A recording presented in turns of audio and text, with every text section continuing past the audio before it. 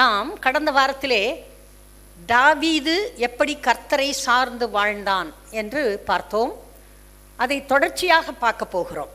இன்னும் ஒரு சில வாரங்களுக்கு தாவீதை பற்றி நாம் படித்து கொண்டே இருக்க போகிறோம். கர்த்தர் அவனுடைய இருதயத்தை பார்த்தார். தாவீது பைபிளில் இன்ட்ரடியூஸ் ஆகிறப்பமே இப்படி தான் இன்ட்ரடியூஸ் ஆகிறான். அவன் இன்னார் மகன் அன்னார் மகன் அது இது எல்லாம் சொல்லுவதற்கு முன்பாக கர்த்தர் அவனுடைய இருதயத்தை பார்த்தார் என்பதுதான் முதலில் வருகிறது. சாம்பேல் வர்றான் பெத்லஹேமுக்கு.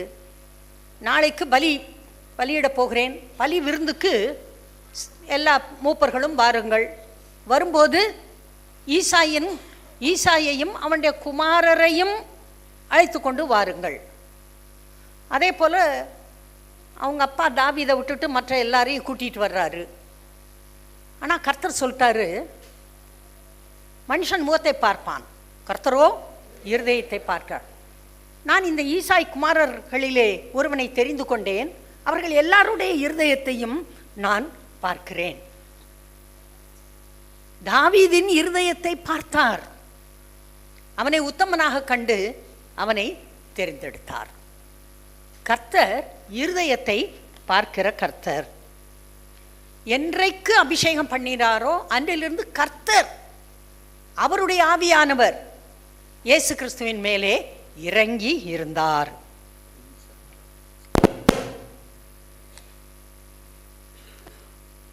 அவன் எப்போதும் சுரமண்டலம் வாசித்து கர்த்தரை துதித்து கொண்டு இருந்தான்.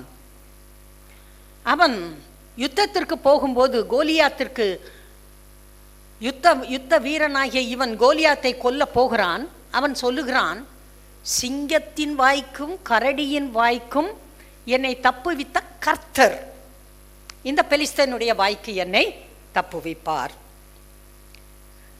அவன் சொல்லுகிறான், சேனைகளுடைய தேவனுடைய சேனையை இவன் நிந்தித்தானே. அந்த இஸ்ரவேல் ஜனங்கள் அன்றைக்கு யுத்தம் பண்ண வந்தவர்கள் எல்லோரும் தேவனாகிய கர்த்தருடைய சேனை என்று அவன் சொன்னான்.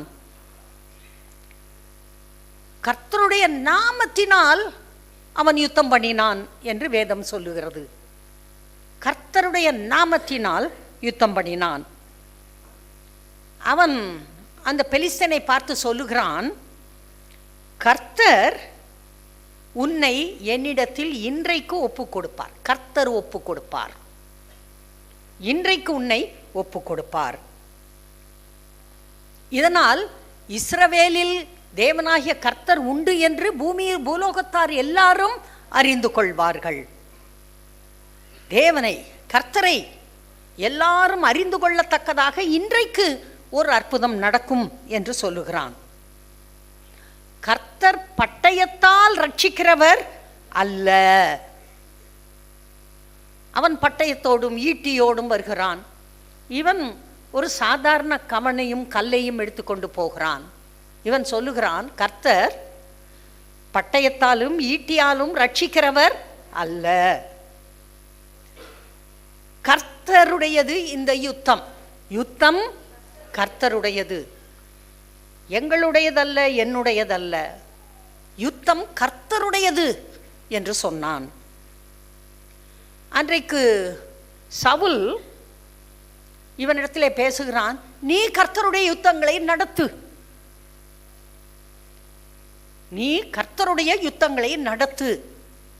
ஏன்? இவன் எல்லாவற்றிலும் கர்த்தரை முன்னிலைப்படுத்துகிறான், எல்லாவற்றிற்கும் கர்த்தர் கர்த்தர் என்று சொல்லுகிறான். இவனை உபயோகப்படுத்த வேண்டும் என்றால் கர்த்தருடைய யுத்தங்களை நடத்து என்று சொன்னால்தான் இவனை வல்லமையாக உபயோகப்படுத்த முடியும் என்பதை சவுல் அறிந்திருந்தான். அதே போல தாவீது கர்த்தருடைய யுத்தங்களை தான் நடத்தினான். கர்த்தருக்கு இஸ்ரவேல் தேசம் வேண்டும். அந்த இஸ்ரவேல் தேசத்திலே யூதா கோத்திரம் செழித்து வர வேண்டும்.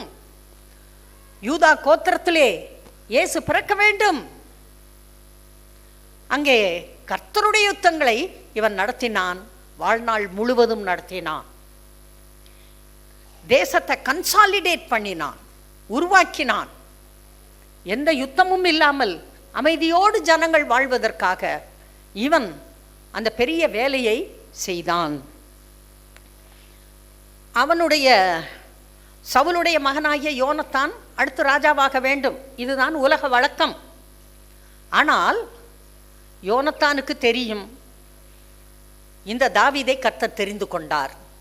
ஆகவே அவன் என்ன சொல்லுகிறான், தாவீது நீயும் நானும் கர்த்தருக்கு முன்பாக உடன்படிக்கை பண்ணலாம் வா. யோனத்தான் கர்த்தருக்கு முன்பாக கர்த்தரை முன்னிட்டு கர்த்தருடைய நாமத்திலே தாவீதோடு உடன்படிக்கை பண்ணுகிறான். தாவீது நெருக்கப்படுகிறான். இவனை கொல்லுவதற்காக சவுல் அலைகிறான்.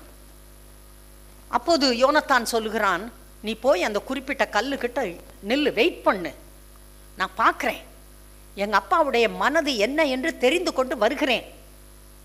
நான் ஒரு அம்பை எய்து விடுவேன், அம்பு கல்லுக்கு இப்புறம் இருந்தால் இப்புறம் இருக்கிறது வா என்று ஒரு பையனிடம் சொல்லுவேன், அந்த பையன் ஓடி வந்து எடுத்துக்கொள்ளுவான். அப்படி என்றால் உனக்கு ஆபத்து இல்லை. கல்லுக்கு அப்புறம் இருக்கிறது என்று சொன்னால் நீ ஓடி போய்விட வேண்டும், என்னுடைய தகப்பன் உன்னை கொல்ல போகிறார் என்று அர்த்தம். அதே போல சவுலுடைய மனதில் இருப்பது தெரிந்துவிட்டது. தாவீதுக்காக ரெக்கமெண்ட் பண்ணி பேசுகிறான். யோனத்தான் மகனையே கொல்றதுக்கு ஈட்டியை எய்கிறான். அப்படி ஒரு வெறித்தனம் இந்த சவுலுக்குள்ளே. கர்த்தருடைய வார்த்தைக்கு கீழ்ப்படியாத இருதயம், கர்த்தர் கொடுக்கிற அந்த லீடர்ஷிப் தலைமைத்துவத்தை ஏற்றுக்கொள்ளாத இருதயம். எப்படியாவது போட்டு தள்ளிடணும். தாவீதை கொன்னுட்டாக்க நான் ராஜாவாக இருக்கலாம், என் மகன் ராஜாவாக இருக்கலாம், அப்புறம் என் பேரன் ராஜாவாக இருக்கலாம் நீ சொல்ற. ஆனால் கர்த்தருடைய இருதயத்தில் இருப்பதை சொல்லி அதை செய்ய திராணி இல்லாத கர்த்தரா? உடனே தாவீதும் யோனத்தானும் உடன்படிக்கை பண்ணி கொள்ளுகிறார்கள். இப்படி எல்லாவற்றிற்கும் கர்த்தரையே முன்னிலைப்படுத்துகிறான். கர்த்தர் கர்த்தர் கர்த்தர். ஒவ்வொரு காரியத்திலும் தாவீது கர்த்தரை சார்ந்து கொண்டு வாழ்கிறான். மிகவும் நெருக்கப்படுகிறான். பெற்றோரை விட்டு தூர இடத்திலே இருக்கிறான். அரசனால் கொல்லப்படுவதற்காக தேடப்படுகிறான். ஊரில் யாரும் இவனை எங்கு கண்டாலும் ராஜாவிடம் சொல்ல வேண்டும். ராஜா அந்த ஊருக்கு போய் அவனை பிடித்து கொள்ளுவார். வேட்டையாடப்படுகிறான். அவ்வளோ மோசமான நிலையிலே தாவீது இருக்கிறான். ஒருவேளை அன்பான பிள்ளைகளே, நீங்கள் யாராவது இப்படிப்பட்ட நிலையில் இருக்கிறீர்களா? நீங்கள் சோர்வில் இருக்கிறீர்களா? நீங்கள் விரக்தியில் இருக்கிறீர்களா? நான் எவ்வளவோ ஜெபம் பண்ணிட்டேன், ஒன்றும் என் வாழ்க்கையில் வெற்றி இல்லை, விரக்தியில் இருக்கிற மாதிரி இருக்கீங்களா? இழப்புகளில் இருக்கிறீர்களா? பொருளையும் உயிரையும் தகுதியையும் மகிமையையும் மேன்மையையும் இழந்த இழப்புகளிலே நீங்கள் இருக்கிறீர்களா? ஒருவேளை துக்கத்தின் மேல் துக்கம் உங்களுக்கு வந்து கொண்டு இருக்கிறதா? போட்டியின் மேல் போட்டி. உங்களால் ஜெயிக்கவே முடியாது, உங்கள் பலத்தால் உங்களால் ஜெயிக்கவே முடியாது என்று இருக்கிறீர்களா? பாருங்க, இப்படி வாழ்வதற்காக நீங்கள் சிருஷ்டிக்கப்பட்டவர்களே அல்ல. தோல்வியிலும் விரக்தியிலும் துக்கத்திலும் துன்பத்திலும் மன உளைச்சலிலும் வாழ்வதற்காக நீங்கள் சிருஷ்டிக்கப்பட்டவர்களே அல்ல. இந்த இதெல்லாம் பிற்போக்கான சக்திகள் ஒரு விசுவாசியை கீழே இழுத்து கீழே போட்டு மிதித்து அவனை முடிவிலே நரகத்திற்கு தள்ளுவதற்காக பிசாசு போடுகிற திட்டங்கள். இந்த சக்திகள் எல்லாவற்றையும் நீங்கள் கீழே தள்ளிவிட்டு மேலே எழும்ப வேண்டும். ஒரு விமானம், பறக்க முடியாத விமானம், எடைகள் அதிகம் கூடிய விமானம், எத்தனையோ காரியங்களை ஏற்றுவார்கள். யானையை நம்ம இந்தியா ஒரு தடவை ரஷ்யாவுக்கு அனுப்பிச்சிச்சு கிஃப்ட்டு. எப்படி யானை போச்சு? தான் போச்சு. யானையை தூக்கி விமானத்தில் வச்சு அனுப்பி விட்டுட்டாங்க. யானையை கூட தூக்கி கொண்டு விமானம் அந்த புவியீர்ப்பு விசைக்கு எதிராக எழும்பி அந்த காற்றின் விசையோடு ஒத்துப்போய் மேலே ஏறி பறக்கிறது போல நீங்கள் பறப்பதற்காக உருவாக்கப்பட்டவர்கள். எப்படி விமானம் புவியீர்ப்பு விசைக்கு எதிராக மேலே ஏறி பறக்கிறதோ அதுபோல சாத்தானின், உலகத்தின், பொல்லாத மனிதர்களின் கீழே இழுக்கிற சக்திக்கு மேலாக எழும்பி கர்த்தருடைய வார்த்தையை விசுவாசித்து மேலே பறப்பதற்காக நீங்கள் உருவாக்கப்பட்ட சக்திகள். ஹல்லேலூயா. உங்களுக்குள் இருக்கிறவர், உங்களுடைய ஆவியானவர், உங்களுக்காக வார்த்தைகளை கர்த்தர் கொடுத்திருக்கிறார். வார்த்தை என்ன சொல்லுகிறது? அதை விசுவாசிக்க வேண்டும். உங்கள் விசுவாசம் உங்களை மேலோங்க பண்ணும், அது உங்களை கீழே இழுத்து விடாது. வார்த்தை தருகிற அந்த ஆவிக்குரிய பலத்தை நீங்கள் பெற்றுக்கொள்ள வேண்டும். நீங்கள் வெற்றியின் மேல் வெற்றி அடைவதற்கு ஒரே வழி கர்த்தருடைய வார்த்தை, பரிசுத்த ஆவியானவர் கொடுக்கிற பலன். கர்த்தருடைய பிள்ளைகள், எப்போதும் உங்கள் கண்கள் கர்த்தருடைய வார்த்தையின் மேல் இருக்க வேண்டும். உங்கள் விசுவாசம் கர்த்தர் கொடுத்திருக்கிற வார்த்தையின் மேல் இருக்க வேண்டும். கர்த்தர் மேல். கர்த்தர் எப்படி விசுவாசிப்பது? அவர் சொல்லியிருப்பதை விசுவாசிப்பது தான் கர்த்தரை விசுவாசிப்பது. ஒருவேளை உங்களை சுற்றி இருக்கிற உங்கள் நண்பர்கள், உங்கள் உறவினர்கள், உங்களோடு வேலை பார்ப்பவர்கள், தெரிந்தவர்கள் உங்களை குறித்து இழிவாக பேசலாம். உடனே கோபப்பட்டு பதில் பேசக்கூடாது, வாயை மூடிக்கணும். ஒரு பெரிய முதிர்ச்சி அடைந்த ஊழியர் ஒருவர் பேசுவதை கேட்டேன். அவர் சொல்றாரு, அவர் சின்ன பையனாக, ஒரு 23 வயது பையனாக இருந்தபோது ஒரு முதிய ஊழியர் சொன்னாராம், யார் உன்னோடு சண்டை போட்டாலும் நீ சண்டை பதிலுக்கு போடக்கூடாது. நியாயமான காரியத்திற்காக சண்டை போட்டாலும், அநியாயமான காரியத்திற்காக சண்டை போட்டாலும் நீ ஒன்றுமே பேசக்கூடாது, அமைதியாக இருக்க பழகிக்கொள். அவர் சொல்றாரு, 60 வருஷத்துக்கு மேலே நான் ஊழியத்தை செஞ்சுட்டேன், ஒரு நாளும் யாரோடும் நான் சண்டை போடவே இல்லை. யார் என்ன பேசினாலும் அமைதியாக இருப்பேன். ஏனென்றால் எனக்காக யுத்தம் பண்ணுகிறவர் கர்த்தர். கர்த்தர் உங்களுக்காக யுத்தம் பண்ணுவார். நீங்க சண்டைக்கு போகாதீங்க, நீங்க சோர்ந்து போயிருவீங்க, உங்கள் பலன் குன்றி போகும். அதனால பதில் பேசுறத முதல்ல நிறுத்த பழகுங்க. வீட்டில் இருக்கிறவங்களோடையும் சரி, வெளியே இருப்பவர்களோடும் சரி, ஆர்கி பண்றது, அவங்களுக்கு புரிய வைக்க முயற்சி எடுக்கிறது, உங்களால் புரிய வைக்கவே முடியாது. அதனால் கர்த்தருடைய பிள்ளைகள் அமைதியாக இருக்க பழகுங்கள். கர்த்தர்கிட்ட சொல்லுங்க, உங்கள் காரியங்களை கர்த்தரிடத்தில் சொல்லுங்கள். கர்த்தர் உங்களுக்காக யுத்தம் பண்ணுவார், நீங்கள் ஜெயத்தோடு வெளியே வருவீர்கள். அந்த வார்த்தைகளுக்கு முக்கியத்துவம் கொடுக்காமல் கர்த்தருடைய வார்த்தைக்கு முக்கியத்துவம் கொடுங்கள். கர்த்தருடைய வார்த்தையவே பேசுங்கள். கர்த்தர் என்ன சொல்லி இருக்கிறார்? நான் உன்னை விட்டு விலகுவதும் இல்லை, உன்னை கைவிடுவதும் இல்லை, அதையே சொல்லுங்க. யார் உங்களுக்கு எதிராக வந்தாலும் அவர்கள் இல் பொருள் ஆவார்கள், இல்லாம போயிருவாங்க. ஹல்லேலூயா, ஹல்லேலூயா, ஹல்லேலூயா. இல் பொருள் ஆவார்கள். நீங்க ஆனா ஒழுங்கா இருக்கணும். நீங்க சண்டை போட்டு முறுமுறுத்துக்கிட்டு ஐயோ அப்படி இப்படின்னு புலம்பிக்கிட்டு இருந்தா உங்களால் ஜெயிக்க முடியாது.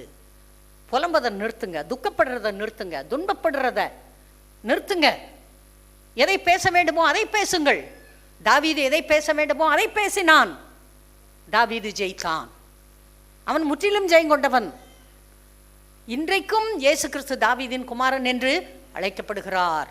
காரணம், அவன் கர்த்தரையே சார்ந்து வாழ்ந்தான். உங்களால் யாரையும் மாற்ற முடியாது, ஆனால் உங்களால் உங்களை மாற்ற முடியும். அடுத்தவர் நாக்க உங்களால் அடக்க முடியாது, உங்கள் நாவை உங்களால் அடக்க முடியும். உங்களால் சரியாக யோசிக்க முடியும். மற்றவர்கள் தவறாக யோசித்து பேசலாம், ஆனால் உங்கள் யோசனைகளை உங்களால் கட்டுப்படுத்த முடியும். உங்கள் உணர்வுகள், உங்கள் நாவு, உங்கள் எண்ணங்கள் எல்லாம் உங்களோடு இருக்கிறது. நீங்கள் உங்களை கட்டுப்படுத்தும் பொழுது உங்களுக்கு வெற்றி ஆரம்பிக்கும். தீர்மானம் எடுங்க, இன்னையிலிருந்து நான் தேவையில்லாமல் பேச போகிறது இல்லை, நான் கண்டதையும் யோசிக்க போகிறது இல்லை, என்ற யோசனைகள் எல்லாம் கர்த்தருடைய வாக்குத்தத்தங்கள் மேலே இருக்க போகிறது. உங்கள் பாஸ்டர் சொல்வார்ல, மாத்திரை சாப்பிட்றப்ப குரங்க நினைக்காதன்னா முதல்ல மாத்திரைக்கு முன்னால் குரங்கு தான் நிற்கிது. அப்படியெல்லாம் நம்ம பேச முடியாது. நம்ம கட்டுப்படுத்தணும் நம்ம எண்ணங்களை. கர்த்தர் கர்த்தர் கர்த்தர் கர்த்தர் கர்த்தருடைய வார்த்தை, பரலோகம், பரிசுத்தாவியானவர், வாக்குத்தத்தங்கள், இதன் மேலேயே நம்முடைய எண்ணங்கள் இருக்க வேண்டும். சுகம் இல்லையா? Keep saying. டாக்டர்கிட்ட போங்க, மருந்து வாங்குங்க, ஊசியை போடுங்க, அவர் சொல்கிற மாதிரி டயட்டை சாப்பிடுங்க. ஆனால் விசுவாசம் கர்த்தருடைய வார்த்தையின் மேல் இருக்கட்டும். அவர் என் அக்கிரமங்களை எல்லாம் மன்னித்து என் நோய்களை எல்லாம் குணமாக்கி, எல்லா நோய்களும், head to foot, kidney, heart, மூளை, உள் உறுப்புகள் எல்லாவற்றிற்கும் அவர்தான் கர்த்தர். அவர்கிட்ட எக்கச்சக்கமான ஸ்பேர் பார்ட்ஸ் இருக்கு. ஹல்லேலூயா. யாரோ ஒருத்தர் செத்து பரலோகத்துக்கு போனாராம். பரலோகத்துக்கு போனப்போ ஒரு தேவதூதன் கூட்டிட்டு இங்கே வா எல்லாத்தையும் சுற்றி காட்டுறேன்னு சொல்லிட்டு அப்படியே காட்டினானா. அங்கே போனாக்கா அங்கே ஒரு ரூம் இருந்துச்சான். அதுக்குள்ளே போனால் வெறும் ஹார்ட்டாக தொங்கிக்கிட்டு இருக்கான், வெறும் கிட்னியாக தொங்கிக்கிட்டு இருக்கான், வெறும் லங்ஸாக தொங்கிக்கிட்டு இருக்கான், உள் உறுப்புகளாக தொங்கிக்கிட்டு இருக்கான். என்னப்பா இது இப்படி உறுப்புகளாக தொங்குதுன்னு கேட்டானா. இது எல்லாத்தையும் கர்த்தர் வச்சிருக்காரு, யார் கேட்டாலும் நான் கொண்டு வந்து கொடுப்பேன், பாரு உனக்குன்னு வச்சுருந்தோம், நீ கேட்கல, அதான் வந்துட்ட நீ சீக்கிரமா அப்படின்னு சொன்னானா. இது ஒரு கதை மாதிரி தான் தோணுது. ஆனால் கர்த்தர்கிட்ட எல்லாத்துக்கும் ஸ்பேர் பார்ட்ஸ் இருக்கிறது. கர்த்தர் தேவையானதை கொடுப்பார். ஒரு டயர் வீணாக போச்சுன்னா கார் அவ்வளோதான் கெட்டு போச்சு, இந்த கார் வேண்டான்னு அங்கே எங்கேயாவது கொண்டு போய் நிறுத்திடுவீங்களா? நிறுத்த மாட்டீங்கள்ல. ஓடி போய் ஒரு டயரை வாங்கி மாட்டிக்குவீங்களே, அதை போல தான் ஓடி போய் ஒரு கிட்னியை வாங்கி மாட்டிக்கணும், கர்த்தர்கிட்ட போய் மாட்டிக்கணும். ஹல்லேலூயா. அற்புதங்களை செய்வார், அதிசயங்களை செய்வார். அவருடைய நாமம் அதிசயமானவர், ஆலோசனை கர்த்தா, வல்லமையுள்ள தேவன், நித்திய பிதா, சமாதான பிரபு. உங்கள் வீட்டிற்கு சமாதானம் கொடுப்பார். அவர் அதிசயத்தை செய்வார். ஹல்லேலூயா. அவரால் எல்லாம் கூடும். தேவனால் கூடாத காரியம் ஒன்றும் இல்லை. அன்பான தேவ பிள்ளைகளே, நீங்கள் முக்கியமானவர்கள். நீங்கள் இந்த பூமியிலே இருந்தால் கர்த்தருக்கு சாட்சி. நீங்கள் இந்த பூமியிலே இருந்தால் கர்த்தருக்கு ஊழியம். நீங்கள் பூமியிலே இருந்தால் எல்லாரும் கண்டு இவர்கள் தேவனுடைய பிள்ளைகள் என்று சொல்லுவார்கள். நீங்கள் பரலோகத்துக்கு போயிட்டீங்கன்னா, சரி பரலோகத்துக்கு வந்துட்டேன், ரொம்ப அவசரமாயிடுச்சு, போய் இந்தாங்கன்னு உட்காந்துருன்னு உட்கார சொல். ஒரு தேவதூதன் கூட்டு போய் இதான் உன் பங்களா உட்காந்துக்கன்னு சொல்ல போகிறான், அப்படித்தான். ஆனால் பூமியில் இருந்தா உங்களுடைய தேவ தூதர்கள், கர்த்தர் உங்களுக்காக கொடுத்துருக்க தேவ தூதர்கள், தேவனுக்கு முன்பாக கைகளை கட்டி பராக்கிரமசாலிகள். அவன் ஹைட்டு வெயிட்டு எப்படி இருக்கும் தெரியுமா? அவன் நின்றுட்டே இருப்பான், கையை கட்டிட்டு நின்றுருப்பான். என்னடா அப்படின்னு கேட்டால் அவன் சொல்லுவான், ஏய் நீ எப்பயாவது வாயை திறந்து ஏதாவது சொல்ல மாட்டியா, அதை செய்யலான்றதுக்காகத்தான் நான் நின்றுக்கிட்டே இருக்கேன். நீ சொன்ன உடனே கர்த்தர் சொல்லுவார், போய் அதை செஞ்சு கொடுன்னு. உடனே ஓடி வந்து உன் வீட்டுக்கு வந்து நான் உனக்கு வேண்டியதை செஞ்சு விட்டுருவேன். அதுக்கு தான் கர்த்தர் என்னை வைத்திருக்கிறார் என்று தேவதூதன் சொல்லுவான். அன்பானவர்களே, அவனை காட்டிலும் நீங்கள் மேலானவர்கள். கர்த்தர் உங்களை தங்களுடைய பிள்ளையாக வைத்திருக்கிறார். தேவதூதர்களை காட்டிலும் நீங்கள் பெரியவர்கள். நீங்கள் தேவர்கள் என்று வசனம் சொல்லுகிறது. குட்டி தேவர்கள், தேவனை போல அவருடைய சாயலில் ரூபத்தில் இருக்கிறீர்கள். நீங்கள் தேவனுடைய பிள்ளைகள், குட்டி தேவர்கள். நீங்கள் கர்த்தருக்கு சொந்தமானவர்கள். நாம் பேசலாம், வார்த்தையை பேசலாம், வாக்குத்தத்தத்தை பேசலாம், சூழ்நிலையை மாற்றலாம். இந்த பூமி நமக்கு நிரந்தரம் அல்ல. ஐ டெல் யூ, நிரந்தரமாக இருக்க போகிறது இல்லை. எல்லா மனிதர்களும் ஒரு நாளிலே பரலோகத்திற்கு போவார்கள். ஆனால் எப்போது போக வேண்டும் என்பது நாம் தீர்மானிக்க வேண்டும். என் வேலையெல்லாம் செய்யாமல் நான் போவே மாட்டேன் சொல்லணும். உங்கள் பாஸ்டருக்கு ஆக்சிடெண்ட் ஆயிடுச்சு. கலிக்கம்பட்டிக்கு கலிக்கம்பட்டின்ற ஊருக்கு பக்கத்தில் லாரிக்கு அடியில் மோட்டர் சைக்கிள்லாம் போயிடுச்சு. இவர் அங்கே தான் கிடக்காரு. வந்து தூக்கிட்டு வர்றாங்க, கொண்டு வந்து ஹாஸ்பிட்டலில் போடுறாங்க. எனக்கு செய்தி வருது, நானும் போகிறேன். போனால் ஒன்றும் இல்லை, இப்படி ஒரு சத்தம் தான் இருக்குது. இந்த மூச்சில் எவ்வளோ நேரம் அந்த உடம்பு தாங்கும்? யோசனை பண்ணுங்க. இவ்வளோ தான் மூச்சு விட முடியுது. அப்படியே அந்த நுரையீரலுக்கு எல்லாத்துலேயும் ஃப்ளூயிட் தண்ணி போய் நிறைஞ்சிருச்சு. உடல் நீர் அங்கே போய் நிற்கிது. அது விரியறதுக்கு, நுரையீரல் விரியறதுக்கு இடம் இல்லை, விரிய மாட்டேன்து, கொஞ்சோண்டு தான் விரியுது. இவ்வளோ காற்று போகிற இடத்துல இவ்வளோ காற்று போனால் எப்படி இருக்கும்? உடனே பார்த்தேன், அந்த இடத்துலையே முழங்கால் போட்டேன், காதில் சொன்னேன், ஹபி நான் திலகா வந்திருக்கேன், நான் உங்களுக்காக ஜெபம் பண்ண போகிறேன், உங்களுக்கு நீ கட்டாயம் விடுதலை உண்டுப்பா, கர்த்தர் ஹெல்ப் பண்ணுவார். ஆஸ்பத்திரியில் எல்லாம் 50-100 ஜனம் சுற்றி இன்னும் பார்க்குது. இயேசுவின் நாமத்தில் மரணத்தின் ஆவியே உனக்கு கட்டுறேன், என் புருஷனை தொடர்க்கு உனக்கு அதிகாரம் இல்லை. இயேசுவின் நாமத்தில் கர்த்தாவே எனக்கு உதவி அனுப்புங்க, இப்போ அனுப்புங்க, நாளைக்கு அனுப்பி பிரயோஜனம் இல்லை, இப்போ 5 நிமிஷம்தான் இருக்குது. உடனே தூக்குனாங்க, கொண்டு போய் போட்டாங்க. அனஸ்தீஷியா கொடுக்கல, ஒன்றும் கொடுக்கல. என்னத்தையோ எடுத்து இங்கே குத்துனாங்க பாருங்க, அப்படியே ஃப்ளூயிட்லாம் பீறிக்கிட்டு வந்துச்சு. அவ்வளோதான், நான் பார்த்தேன், மயங்கிட்டேன். எனக்கு எப்படியோ அவ்வளோ வீக்காக இருந்திருக்கேன், எனக்கு அதை பார்க்குற சக்தி இல்லை. ஆனாக்க சுத்தமாயிட்டாங்க, சுத்தம் பண்ணிட்டாங்க. பாட்டிலாக கொண்டு ஊற்றுறாங்க. அங்கே ஊற்றி கிடந்ததை எனக்கு அப்புறம் காட்டினாங்க எல்லாரும். இப்போ எப்படி இருக்கார் பார்த்தீங்களா? லங்ஸ் நல்லா தான் வேலை செய்யுது, ஹார்ட் நல்லா தான் வேலை செய்யுது. முதல்ல சொன்னாங்க எராட்டிக் ஹார்ட் பீட், தாறுமாறாக இருதயம் துடிக்குது.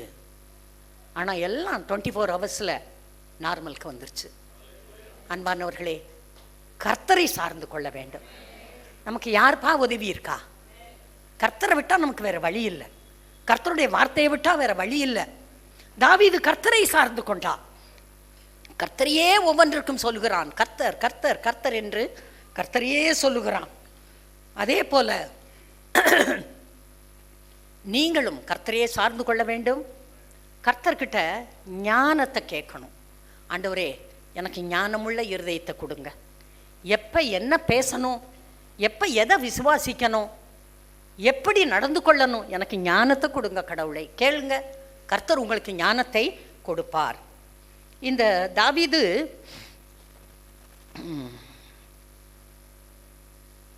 சவுலுக்கு பயந்து வனாந்தரங்களிலே போய் வாழ்கிறான். சீப் வனாந்தரம், பாரான் வனாந்தரம், அது இதுன்னு பலவிதமான வனாந்தரங்கள் அந்த தேசத்தை சுற்றி இருக்கிறது. அந்த வனாந்தரத்தை போய் பார்த்தா வாழ்க்கையே வெறுத்துரும். எங்கே பார்த்தாலும் மணல். எத்தனையோ கிலோமீட்டருக்கு ஒரு தடவை ஒரு மரத்தை பார்க்கலாம். என்ன மரம்னாக்க அந்த ஒரு மரம் நிழல்ல அதை நம்பி ஒரு குடிசை போட்டு ஒரு குடும்பம் வாழும் பார்த்துக்கங்க. அந்த மணல் காற்று வீட்டுக்குள்ளே வராமல் இருக்கிறதுக்கு எங்கிட்ட இருந்தோ கல்லுகளை பொறுக்கி அப்படியே அடுக்கி இருப்பாங்க சுற்றி சுற்றி. அங்கே ஏதோ ஒரு சின்ன ஊற்று கர்த்தர் கொடுத்துருப்பார். அங்கே பாலைவன சோலைகள் ஒரு சில இடத்துல இருக்கும், பயங்கரமான இடம். தாவீது சொல்கிறான், தேவனுடைய சுதந்திரத்திலே நான் குடியிராதபடிக்கு நீங்கள் என்னை துரத்தி விட்டீர்கள்,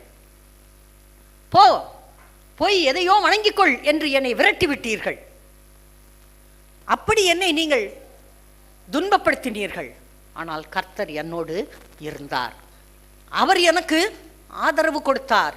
இந்த உலகத்திலே நமக்கு ஆதரவு கொடுப்பவர் கர்த்தர் மட்டும்தான். தாவீது அவரை சார்ந்து வாழ்ந்தான். நீங்களும் கர்த்தரை சார்ந்து வாழ பழக வேண்டும்.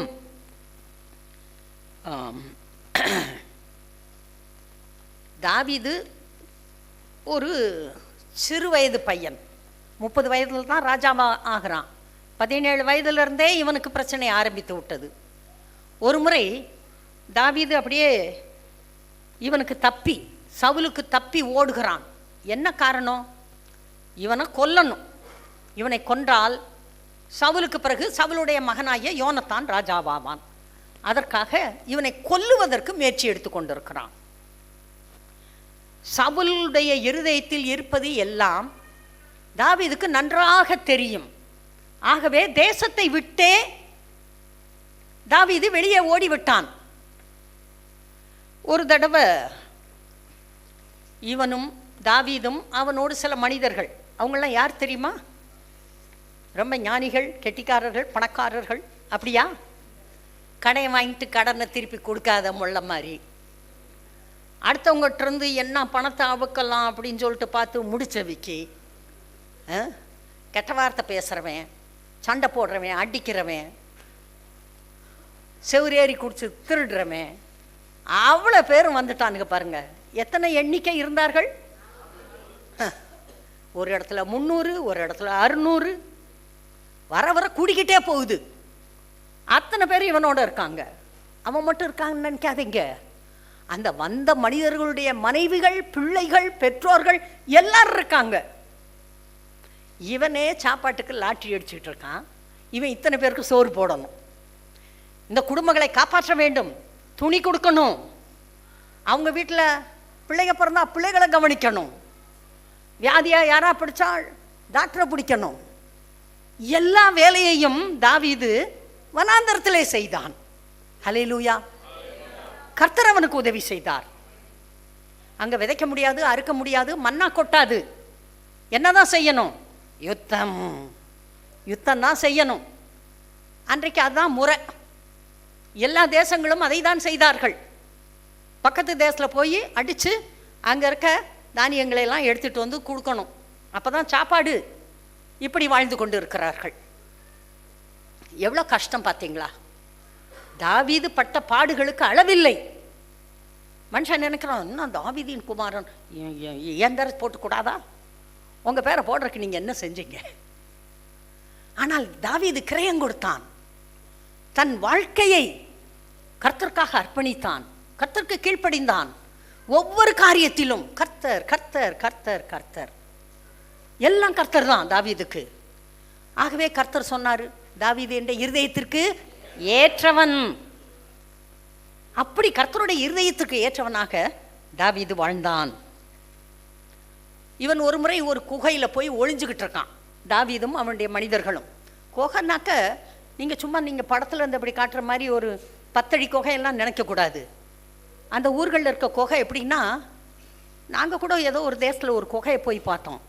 உள்ளே போகும் போகும் போகும் போகும் போகும் 2 கிலோமீட்டர், 10 கிலோமீட்டர், 50-60 கிலோமீட்டர்லாம் இருக்கும் குகை. அதில் சைடு பிரான்ச்சஸ்லாம் இருக்கும். கைத்தை கட்டிட்டு போகலன்னா எது வழியாக நுழைஞ்சோம் எது வழியாக வெளியே போகணும்னு தெரியாது. பயங்கரமான குகைகள்.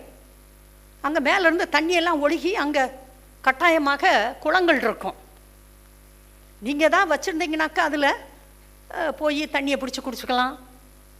அங்கே அரிசியெல்லாம் கொண்டு போனால் சமையல் பண்ணி சாப்பிட்டுக்கலாம். அங்கேயே உங்கள் வீட்டை வீடாக மாற்றி குடியிருக்கவும் செய்யலாம். அவ்வளோ பெரிய பரந்த இடமாக இருக்கும். ஒரு சில இடங்களில் மேலேருந்து லைட் வரும். மேலேருந்து அந்த மேலே இருக்க பூமியிலேருந்து ஒரு சில ஓட்டைகள் வழியாக அங்கே லைட் வரும். அந்த லைட் வெளிச்சத்துக்காக எப்படி வந்துச்சுன்னு தெரியல, மீன்லாம் இருக்கும் குளத்தில். ரொம்ப அதிசயமானது குகைகள். இவன் ஒரு குகையில் ஒளிஞ்சுக்கிட்டு இருக்கான். அந்த குகையில் பார்த்து சவுல் நுழையிறான் தன்னுடைய உடல் உபாதையை நீக்குவதற்கு. உடனே பக்கத்தில் இருக்கவங்களாம் சொல்கிறாங்க, உன்னுடைய எதிரியை உன் கையிலே ஒப்புவிப்பேன் என்று கர்த்தர் உனக்கு சொன்ன நாள் இதுதான்.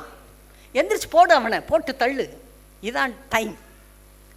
அவன் சொல்கிறான், எப்படியாவது இவனை காப்பாற்றிடணும். அவன் சொல்கிறான், பாருங்க, அவர் தன்னால் சாகணும், எதிரியால் கொல்லப்படணும், யுத்தத்தில் சாகணும், வியாதி வந்து சாகணும், எப்படியோ சாகணும். ஏன் கை அவன் மேலே படாது?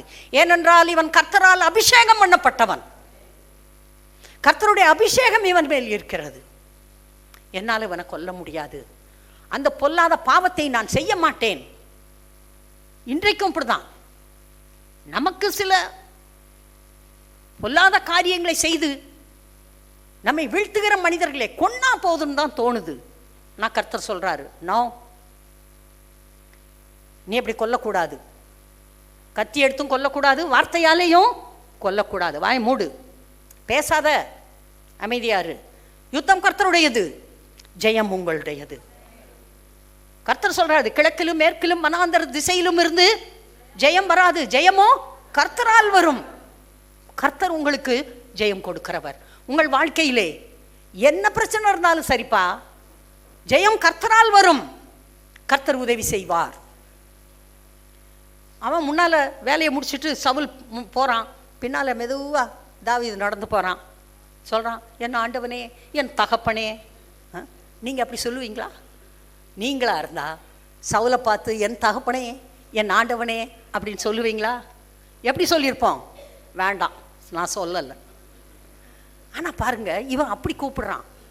அவன் சொல்கிறான், திரும்பி பார்த்து, ஐயோ தாவீதே, என் மகனே. ஏண்டா மகனையா கொல்லலே? அவன் சொல்கிறான், நான் என்ன துரோகம் பண்ணேன்? ஒரு தெள்ளு பூச்சி மாதிரி இருக்கேன். பூச்சி நான், புழுனா, என்னை போய் கொல்றதுக்கு அலையிறீங்களே, யாரோ என்னமோ சொல்லி தூண்டி விட்டுருக்காங்க, என்னை கொல்ல அலையிறீங்க. இன்றைக்கு கர்த்தர் உம்மை என் கையில் ஒப்பு கொடுத்தார். ஆனால் நான் உன்னை கொல்லலை. ஆனால் பாரு, நீ மேலே போட்டிருக்க சால்வை தொங்கலை அறுத்து கொண்டேன். சால்வை தொங்கலை அறுக்கிறத கூட தெரியாமல் உட்காந்துருந்துருக்கான் இந்த சவுல். எவ்வளோ மூளை, அவ்வளவு ஷார்ப்பு. நான் இனிமேல் வரமாட்டேன், சாரி, நான் செஞ்ச தப்பு, இனி வரமாட்டேன், கர்த்தர் மேலே ஆனப்பா, நான் வரமாட்டேன்னு போனான். வந்தானா வரலையா? வந்தான். அதான் பிசாசு. இனி வரமாட்டேன்னு சொல்லுவான், வருவான். பிசாசுக்கு ரொம்ப இஷ்டம் கர்த்தருடைய பிள்ளைகளை வீழ்த்தி கர்த்தரை அவர்களுக்குள்ளே இருந்து இழுத்து விட வேண்டும். இது ஒன்று தான். கர்த்தருடைய பிள்ளைகளே, இடம் கொடுக்காதீங்க. தாவீது கர்த்தரை சார்ந்து கொண்டான். கர்த்தர் என்னை காப்பாற்றுவார். அவன் ஓடி ஓடி களைத்து போகும் வரைக்கும் ஓடுகிறான். தன்னுடைய 30வது வயது வரை ஓடினான். தன்னுடைய மனைவியை இழந்தான். இவன் இந்த பக்கம் வனாந்தரத்துக்கு வந்த உடனே அவனுடைய மனைவியாக மீகாளை பிடித்து வேறு ஒரு மனிதனுக்கு திருமணம் செய்து கொடுத்து விட்டான். என்ன பாருங்க, இன்னைக்கெல்லாம் கோர்ட்டில் கேஸ் போட்டு டிவோர்ஸ் வாங்கிறதுக்குள்ள எல்லாரும் தன்னால் கண்ணே வெளியே வந்துடுது. 5 வருஷம் 10 வருஷம் 15 வருஷம் டிவோர்ஸ் கேஸ் நடத்திக்கிட்டு இருக்காங்க. இவன் ஒரே நாளில் அவளை பிடிச்சி கொண்டு போய், வா இந்தா இன்னாருக்கு தான் நீ மனைவி, போ, கொடுத்துட்டான். தாவீதுக்கு எப்படி இருந்திருக்கும்? நான் நேசித்த என் மனைவி, இந்த படுபாய்ப்பை எப்படி கொண்டு கொடுத்துட்டானே. ஆனால் ஒரு நாள் வந்தது. அன்னைக்கு அவன் என்ன செஞ்சான்? அன்றைக்கு இருந்து அதிகாரிகள்கிட்ட பேசி போய் என் மனைவியை கூட்டு வாடா. அங்கே அவள் குழந்தைகளை பெற்று தன் புருஷனோடு வாழ்ந்து கொண்டிருக்கிறாள். அவன் புருஷன் பாவம் அழுதுகிட்டே பின்னால் வர்றான், விடுங்கடா மீகாலை, விடுங்கடா விடுங்கடா. அமைதி. அப்போது கோபிகள் உண்மை உன் மேலே யாராவது வந்து விழுந்துருவாங்க, போனோன்னு போயிட்டான். ரொம்ப பாவம். மீகாள் திரும்ப வந்து விட்டாள். அது மட்டும் இல்லை, இவன் என்ன பண்ணுறான், எப்படியும் இந்த சவுல் கொல்லாமல் விடமாட்டான்னு சொல்லிட்டு பெலிஸ்திய ராஜா கிட்ட போய், எனக்கு ஒரு சின்ன கிராமம் கொடுங்க, நான் அங்கே குடியிருக்கிறேன், கர்த்தர் என்னை நடத்துகிற வரைக்கும் நான் அங்கே இருக்கிறேன். அதே போல் சிக்லாகு என்ற ஒரு இடத்தை கொடுத்தார்கள். அந்த சிக்லாகிலே போய் இவன் குடியிருந்தான். 1 வருஷமும் 4 மாதம் குடியிருந்தான். இவன் எங்காவது போய் யுத்தம் பண்ணி பிடித்து கொண்டு வருவான். வர்ற சாப்பாட்டை சாப்பிட்டுட்டு இந்த கூட இருந்த யோக்கியர்கள் எல்லாரும் உயிர் வாழ்ந்தார்கள். ஒரு தடவை வேறு ஒரு யுத்த விஷயமாக தாவீது போய்விட்டு அவனும் அவனுடைய சோல்ஜர்ஸ் எல்லாரும் போயிட்டு வர்றப்ப அமலேக்கியர்கள் வந்து அங்கே சிக்லாகின் மேல் விழுந்து எல்லாவற்றையும் கொள்ளையடித்து கொண்டு ஊரை தீக்கிரையாகிவிட்டு போய்விட்டார்கள். எல்லாவற்றையும் கொண்டு போய்விட்டார்கள், ஒன்றுமில்லை. 3 நாள் கழித்து தாவீதும் அவனுடைய கூட்டத்தாரும் வந்து பார்க்குறாங்க. ஊர் எரிக்கப்பட்டு இருக்கிறது. மனைவிகளை காணாம், பிள்ளைகளை காணாம், பெற்றோரை காணாம், ஆடு காணாம், மாடு காணாம், குதிரை காணாம், ஒட்டகம் காணாம், எதுவுமே இல்லை. தங்களிலே பலன் இல்லாமல் போக மட்டும் அவர்கள் அழுதார்கள். தாவீதும் அழுதான். கூட இருந்த யோக்கியர்கள் தங்களுடைய குணத்தை காட்டிட்டாங்க. என்ன சொன்னாங்க? இவன் மேல் கல்லெறிய வேண்டும். இந்த தாவீது தானே இதற்கு காரணம். நம்முடைய குடும்பம் காணாமல் போனதற்கு தாவீது தான் காரணம். தாவீதின் மேல் கல்லெறிய வேண்டும். தாவீது என்ன பண்ணானா? தேவனாகிய கர்த்தருக்குள் தன் கைகளை திடப்படுத்தி கொண்டான். ஒரு நேரம் எல்லாருக்கும் வருது, தேவனாகிய கர்த்தருக்குள் மட்டும்தான் நீங்கள் உங்களை திடப்படுத்த முடியும். உடனே தாவீது என்ன பண்ணான்? எல்லாம் வாஸ்து காட்ட டைம் இல்லை, உங்களுக்கு சொல்லிட்டு போகிறேன். தாவீது கூப்பிடுறான், கொண்டு வா, ஏபோத்தை கொண்டு வா, கர்த்தர்கிட்ட விசாரிக்கிறான். கர்த்தர் சொல்கிறார், போ, எல்லாவற்றையும் நீ திருப்பி கொள்ளுவாய். இருக்கிற ஜனங்களோட போகிறான். அங்கே போய் யுத்தம் பண்ணி ஒன்று விடாமல் எல்லாவற்றையும் தாவீது திருப்பி கொண்டான். ஹல்லேலூயா. எல்லாரும் சொல்லலாம், ஒன்று விடாமல் எல்லாவற்றையும் தாவீது திருப்பி கொண்டான். தாவீதின் தேவன் என்னுடைய தேவன், தாவீதின் குமாரனுடைய தேவன் என்னுடைய தேவன். ஒன்று விடாமல் நான் இழந்து போன எல்லாவற்றையும் திருப்பிக் கொள்ளுவேன், இன்னும் அதிகமாக பெற்றுக்கொள்ளுவேன். அதுதான் கர்த்தர். அன்பானவர்களே, எல்லாவற்றிற்கும் கர்த்தரை முன்னிலைப்படுத்துங்கள். தாவீது கர்த்தரை முன்னிலைப்படுத்தினான். எல்லாவற்றிற்கும் சொன்னான், கர்த்தர் கர்த்தர், கர்த்தருடைய யுத்தம், கர்த்தர் என்னோடு இருக்கிறார், கர்த்தரின் நாமத்திலே நான் போவேன், கர்த்தர் எனக்கு எல்லாவற்றையும் திருப்ப கொடுப்பார். எல்லாவற்றிற்கும் அவன் சொன்னான் கர்த்தர் என்று. கர்த்தர் அவனை விட்டு விலகாமல் அவனுக்கு எல்லாவற்றையும் அவர் கொடுத்தார். தாவீதின் குமாரன் என்று இன்று வரை அழைக்கப்படுகிறார். Hallelujah. Okay, God bless you.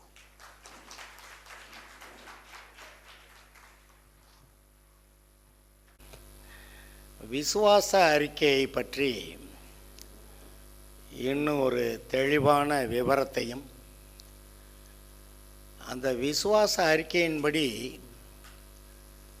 நாம் நம்மை எப்படி ஆசீர்வதிக்கலாம் என்று, நாம் நம்முடைய குடும்பத்தை, பிள்ளைகளை எப்படி ஆசீர்வதிக்கலாம் என்று, நாம் எப்படி நம்முடைய சமுதாயத்துக்கு கர்த்தர் நிமித்தம் ஆசீர்வாதமாக இருக்கலாம் என்று அதை பற்றி சொல்ல போகிறேன். விசுவாச அறிக்கை அது ஏதோ வெறுமன விசுவாச அறிக்கை அல்ல. அந்த விசுவாச அறிக்கை தேவனுடைய வார்த்தையாக இருக்கிறது. நமக்காக, நம்முடைய நல்வாழ்வுக்காக அவர் அநேக வாக்கு தத்தங்களை கொடுத்திருக்கிறார். அந்த வாக்கு தத்தங்களை நாம் அறிக்கை செய்து அதன்படி அந்த நன்மைகளை பெற்றுக்கொள்ளும்படியாய் நாம் அழைக்கப்பட்டிருக்கிறோம். அப்படி நம்முடைய வாழ்க்கை ஆசீர்வாதமாக இருப்பதற்காக நாம் அந்த வாக்குத்தத்த வசனங்களை அறிக்கையிடுகிறோம். அதை ஆசீர்வாதத்தை நம்முடைய குடும்பத்துக்கும் நம்ம சொல்லலாம். இது அறிக்கை, நமக்காக செய்கிறது அறிக்கை. நம்முடைய வீட்டுக்கு, நம்முடைய குடும்பத்துக்கு, நம்முடைய பிள்ளைகளுக்கு நாம் சொல்லுவது அந்த ஆசீர்வாதமான வார்த்தை. நீங்கள் உங்களுக்கு மட்டும் இல்லை, உங்கள் வீட்டாருக்கு மட்டும் இல்லை, உங்கள் கர்த்தர் நிமித்தம் சுற்றிலுமாக இருக்கிற மக்களுக்கு, உங்கள் உறவினர்களுக்கு, ஊராருக்கு, தேசத்துக்கு நீங்கள் தேவனாலே ஒரு ஆசீர்வாதமாக இருக்கும்படி நியமிக்கப்பட்டவர்கள். அப்படின்னா நியமிக்கப்பட்டால் உட்கார்ந்துருக்கிறதா இல்லை, அதை சரியாக எப்படி பேசணுங்கிறத நாம் அறிந்து பேசணும். முதலாவது அறிக்கை என்ற வார்த்தையை நான் உங்களுக்கு விவரமாக சொல்ல விரும்புகிறேன். என்னத்தை அறிக்கை செய்கிறோம்? பொதுவாக கிறிஸ்தவங்கன்னா பாவ அறிக்கை செய்வாங்கங்க. அது நம்ம எல்லாருக்கும் தெரிந்தது. நாம் கூட அநேக சமயங்களில் ஐயையோ ஆண்டவரே இப்படி அதே செஞ்சு தொலைச்சிட்டானே, எனக்கு மன்னிக்கணும், இந்த பாவம் என்னை போட்டு கொன்னுக்கிட்டு இருக்குது, இந்த பாவத்திலிருந்து எனக்கு விடுதலை வேணும், ஆண்டவர் எனக்காக மன்னிக்கணும் என்று சொல்லி நாம் அந்த பாவத்தை அறிக்கையிட்டு, இந்த பாவத்தை எனக்கு மன்னிக்கணும் ஆண்டவரே, இன்னுமே அந்த பாவம் செய்ய மாட்டேன் அப்படின்னு பாவ அறிக்கையை செய்கிறோம். அந்த பாவ அறிக்கை செய்கிறது அவசியம்னு கர்த்தரும் சொல்கிறார். தன் பாவத்தை மறைக்கிறவன் வாழ்வடைய மாட்டான், அறிக்கை செய்து விட்டு விடுகிறவனோ. வசனம் எங்கே இருக்கு? நீதிமொழிகள் 28 நீதிமொழிகள் 28 எடுத்து உங்கள் பைபிளில் பாருங்கள். நீதிமொழிகள் 28 13 எல்லாரும் சேர்ந்து எடுத்துட்டீங்களா? சீக்கிரமாக பரட்டிடுங்க. 13 வாசிக்கலாமா? தன் பாவத்தை மறைக்கிறவன் வாழ்வடைய மாட்டான், அதை அறிக்கை செய்து விட்டு விடுகிறவனோ இரக்கம் பெறுவான். இது ஒரு அற்புதமான வசனம். பாவம் செய்கிறப்ப இந்த ஒரு பாட்டு பாடினோம், ஓடும்போது யாக்கோபா ஓடுனேன், எத்தனா ஓடுனேன், ஆனால் திரும்பும்போது மாறிட்டேன். அவன் மனம் திரும்புகிறான், ஐயோ ஆண்டவரே ஏசா வர்றான், கொன்னே விடுவேன். அந்த குடும்பத்தாரெல்லாம் ஆற்றை கடக்க வச்சுட்டானா, இவன் மட்டும் தனியாக உட்காந்துட்டு கர்த்தாவே அப்படின்னு எவ்வளோ நேரம் போராடினானா, முழுவதும் கெஞ்சி பார்த்துருக்கேன். இன்னும் அவரும் இருக்கிறாரு, இவனும் அங்கே இருக்கிறான், எனக்கு விடுதலை வேணும், திரும்ப என்னை அங்கே போக சொன்னது போக சொல்லுகிறீர், நான் வர்றேன், ஏசா வருவேன், கொன்னே விடுவான். கர்த்தாவே எனக்கு விடுதலை வேணும், என்னை ஆசீர்வதித்தால் வெளியே உண்மை போக விட மாட்டேன். அவர் மெதுவாக கேட்குறாரு, ஆமாம் உன் பேர் என்ன? எத்தன். 2 தடவை இந்த எத்து வேலையை செஞ்சுட்டான். ஆனால் இவனை விட எத்தனை இருந்திருக்கிறான் இவங்க மாமனார். எத்தனை தடவை இவனுடைய சம்பளத்தை மாற்றினானா. மாமனார் மருமகனை வேலைக்கு வச்சு சம்பளம் அந்த அப்படிதான், அது ரொம்ப கில்லாடி மாமனார். ஏய் அதிகமாக கொடுத்துட்டேன்டா, இன்னும் குறைச்சிக்கிறேன் அப்படின்னு சொல்லி 10 தடவை மாற்றியிருக்கிறான். அதான் எவ்வளவு சூழ்ச்சிகள் இருந்தாலும் கூட அவருடைய கிருபை இருந்ததுனால நான் தப்பிச்சேன் பழச்சேன் இந்த பாட்டில் எழுதியிருக்கு. இப்போ திரும்பி வர்றான், நீர் என்னை காப்பாற்றணும், என்னை ஆசீர்வதிக்கணும். இப்போ கட்டாயப்படுத்துகிறான், கர்த்தரை என்னை ஆசீர்வதிச்சு ஆகணும், இல்லாட்டி உன் பார்க்க விட மாட்டேன். இப்போ ஜெபம் பண்ணுறான், கர்த்தர் போற அப்படின்ட்டு போயிட்டாருன்னு வச்சுக்கிடுவான். நம்ம உட்காந்து நான் ஜெபம் பண்ணிக்கிட்டு இருந்தேன், கர்த்தர் போயிட்டார். நோ, நீங்கள் உட்கார்ந்துருக்க வரைக்கும் கர்த்தர் அங்கே உட்கார்ந்துருப்பார். நீங்கள் கர்த்தாவே நாங்கள் உட்கார்ந்துருக்கிறேன்னு சொல்லுங்க, அவர் எந்திரிச்சு போக மாட்டார். கடைசிக்கு என்ன பண்ணுறார், என்னை விடுறா நான் போகிறேன். அப்போ எப்படி இருக்கு பாருங்க, இவன் அங்கே இருக்கிறான்னா கர்த்தர் போக முடியாதுங்கிறது தெரியுது. என்னை விடுறா, விடியுதுடா, நான் போகிறேன்டா. ராத்திரி பூரா உட்காந்துருக்கிறான், விடிய போகுது, விடியுது, கர்த்தர் சொல்கிறாரு விடுறா நான் போகிறேன். என்னை ஆசீர்வதித்தால் ஒழிய என்னை கயிறு போட்டு கட்டியாக வச்சுருக்கிறான், அவர் போகலாம். ஆனால் இவன் இப்படி இங்கே நிற்கிறப்ப அவர் போக முடியாது. நீங்கள் கர்த்தருடைய சமூகத்தில் ஒரு காரியத்துக்காக நிற்கும் போது அவர் போக மாட்டார், போக முடியாது. உங்களுக்கு பதில் கொடுக்காம போக முடியாது, உங்களை ஆசீர்வதிக்காமல் போக முடியாது. ஒருவேளை ஏட்டிக்கு போட்டியாக ஏதாவது இருந்தால் மன்னிக்கிறோம் ஆண்டு வரேன்னு கேட்டால் மன்னிச்சிருவார். அறிக்கை செய்து விட்டு விடுகிறவனோ இரக்கம் பெறுவான். அங்கே ஒரு ஜெபம் பண்ணுறான், ஆசீர்வாதத்தால் ஒழிய போக விடமாட்டேன் நாக்கணும். அதாவது யார்கிட்ட மாட்டிக்கிட்டு இருக்கிறது, இந்த எத்தன்ட்ட அவர் மாட்டிக்கிட்டு நிற்கிற மாதிரி ஒரு தோற்றம் இல்லையா. நான் போகிறேன்டா, ஆசீர்வதித்தால் ஒழிய விடமாட்டேன். அப்புறம் மெதுவாக கேட்குறாரு, பேர் என்னன்னு. இந்த பேரை வச்சுக்கிட்டெல்லாம் இந்த மாதிரி ஆளாக இருந்துக்கிட்டு என்கிட்ட ஆசீர்வாதம் கேட்கக்கூடாது பார்த்துக்க. அது அவ்வளவு இப்படி பேசாமல், இப்படி பேசினா கடினமாக பேசுகிறது மாதிரி இருக்குது பற்றிக்கலாம். அதனால் அவர் சரி இனிமேல் நீ எத்தன் கிடையாது, சரியா, இனிமேல் நீ இஸ்ரவேல், மனுஷரோடும் தேவனோடும் போராடி நீ ஜெயிச்ச ஆளுடா. என்னை போக விட மாட்டேன்ட்ட, நான் கர்த்தர், என்னை போக விட மாட்டேன்ட்ட, என்னை ஜெயிச்சு விட்டாடா அப்படின்னு சொல்லிட்டு இஸ்ரவேல். யாருக்கு இந்த இஸ்ரவேல்ங்கிற பேர் வந்துச்சு? யாக்கோபுக்கு. அந்த பேரை தான், இஸ்ரவேல்ங்கிற பேரை தான் இன்றைக்கு இருக்கிற தேசம் இஸ்ரவேல் தேசத்துக்கும் பேர் இருக்குது. அந்த ஆபிரகாம், ஈசாக்கு, யாக்கோபு, அந்த யாக்கோபுடைய 12 கோத்திரத்தார், அவர்கள் தான் இஸ்ரவேல் தேசமாக அன்னைக்கு இருந்தாங்க. இன்றைக்கு உலகமெங்கு தூற்றப்பட்டு விட்டு 2000 வருடங்கள் கழித்து மறுபடியும் ஒன்று சேர்ந்து அவங்க தேசமாக வர்றப்ப ஐக்கிய நாடு சபைகள்லேருந்து கூப்பிட்டு கேட்டாங்களாம், ஆமாம் இந்த நாடு வேணும்னு கேட்டீங்க, அது வந்து நிறைய பேர் வந்து சேர்த்துட்டீங்க. இப்போ ஐக்கிய நாடு சபையில் உங்கள் நாட்டுக்கு என்ன பேர் எழுதணும்னு சொல்லு அப்படின்னு டேவிட் பென்குரியன், அன்றைக்கி அந்த ஆள் ரொம்ப முக்கியமான ஆளாக இருந்து அந்த தேசத்தை உண்டாக்குறதுக்கு போராடி இருந்தார். அவர்கிட்ட ஃபோன் பண்ணி கேட்குறாங்களாம் அமெரிக்க ஐக்கிய நாடுகள் சபையிலேருந்து, உங்கள் நாட்டுக்கு என்னையா பேர் வைக்கணும்? அங்கே உடனே சொல்லிச்சார் அந்த ஆள், இஸ்ரவேல். யாக்கோபாக ஓடினேன், இஸ்ரவேலாக திரும்பினேன்.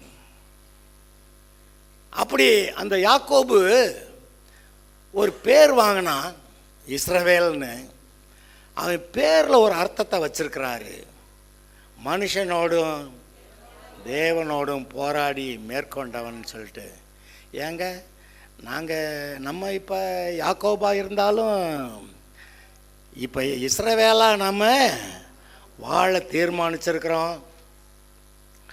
அதில் தீர்க்கமாக இருப்போம்.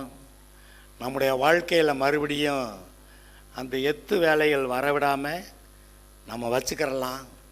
கர்த்தர் கூட இருப்பார். இப்படி கர்த்தரை பிடித்து கொண்டா நீ அவங்க சொன்ன மொட்டை சொல்கிறேன், என்னை ஆசீர்வதிக்கணும், என்னை ஆசீர்வதிக்கணும். நான் போகும்போது என்ன சொன்னீங்க? நான் உன்னை திரும்ப இந்த தேசத்துக்கு கொண்டு வர வரைக்கும் நான் உன்னை கைவிடுறதில்லைன்னு சொன்னீங்க. கொண்டு வந்துட்டீங்க. இனிமேல் விட்டுட்டு போயிட்டா என்னத்துக்கு ஆகிறது? நீ போக முடியாது. என்னை கொண்டு வந்தீங்க. இப்போ நீர் தான் என்னை ஆசீர்வதிக்கணும். உங்களை ரட்சித்துட்டாரு, உங்களை கொண்டு வந்துட்டாரு. இப்போ உங்களை ஆசீர்வதிக்கிற வேலை அவருடையது. ஒரு விதத்தில் அவர் உங்களை பெற்றெடுத்ததுனால, உங்களை பிள்ளைகளாக வச்சுருக்கிறதுனால உங்களை ஆசீர்வதிக்க, உங்களை வளர்க்க ஒரு பொறுப்பை உடையவராக இருக்கிறார். அதனால் நீங்கள் ஆண்டவரே, என் பரலோக பிதாவே, எனக்கு என்ன வேணும்னு நீங்கள் கேட்க உட்கார்ந்தீங்கன்னா அவர் போக மாட்டார், அவர் போக முடியாது. இங்கே இருக்கிறாரு. எதுக்கு இருக்கிறாரு? என்கிட்ட சரியாக என்னத்தையாவது கேளு அப்படின்னு சொல்கிறார். இங்கே தான் அறிக்கை வருகிறது. பாவ அறிக்கையை சொல்லலைங்க. தேவன் நமக்கு என்ன ஆசீர்வாதத்தை கொடுக்கறதாக நமக்கு சொல்லி இருக்கிறாரோ. என்ன ஆசீர்வாதம்? ஆபிரகாமுக்கு என்ன ஆசீர்வாதம் சொன்னார்? இந்த தேசத்தை நான் உன் சந்ததிக்கு கொடுப்பேன். அப்புறம் உன்னிடத்துலேருந்து நிறையா ஒரு சந்ததி வரும், கிறிஸ்து. உனக்குள்ள பூமியில் இருக்க சகல ஜாதிகளும் ஆசீர்வதிக்கப்படுவாங்க.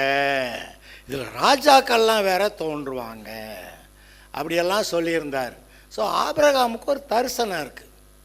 நான் உன்னை ஐஸ்வர்யவன் ஆக்குவேன் அப்படியெல்லாம் சொன்னார். தேசத்தை அவன் சந்ததி கொடுப்பேன் அப்படியெல்லாம் சொன்னார். அப்போ அந்த ஆசீர்வாதம் அங்கே அவனுடைய சந்ததிக்குன்னு சொன்னதுனால கட்டாயம் வரும். அவனுக்கு என்ன கொடுப்பேன்னாரோ அதை கொடுத்துட்டாரு. வெள்ளியும் பொண்ணு மிகுந்த இருந்தான், அதை கொடுத்துட்டாரு. இப்போ அவனுடைய சந்ததிக்கு கொடுக்குறேன்னு சொன்னதை கொடுக்கணும். ஆனால் சந்ததியே இல்லை. ரொம்ப நாளாக போராடிக்கிட்டு இருக்கிறான். என் வீட்டில் பிறந்த இந்த எலியேசர் தான் இவ்வளவு சொத்துக்கும் ஆஸ்திக்காரனா, கடைசிக்கு அவனா இந்த சொத்தெல்லாம் அனுபவிக்க போகிறேன் அப்படின்னு சொல்லி கேட்டபோது ஆபிரகாம் கேட்குறான், இல்லை அதெல்லாம் இல்லைடா, நான் சொன்னேன்ல, உன்னுடைய கற்பை பிறப்பாக இருப்பவனே சுதந்திரவாளி. அப்புறமும் சந்தேகம் வந்துருச்சு. அவன் என்னமோ சொல்கிறான், ஆகார் மூலமாக பிள்ளைக்கு விற்று கொடுன்னு. அது சரியான தோணுச்சு. அவன் என்ன நினச்சான்னு தெரில. அது கர்த்தர் கொடுத்த அந்த தரிசனத்தை விட்டு டெஃப்ளெக்ட் பண்ணி வேறு பக்கமாக இழுத்துட்டு போக பார்த்துச்சு.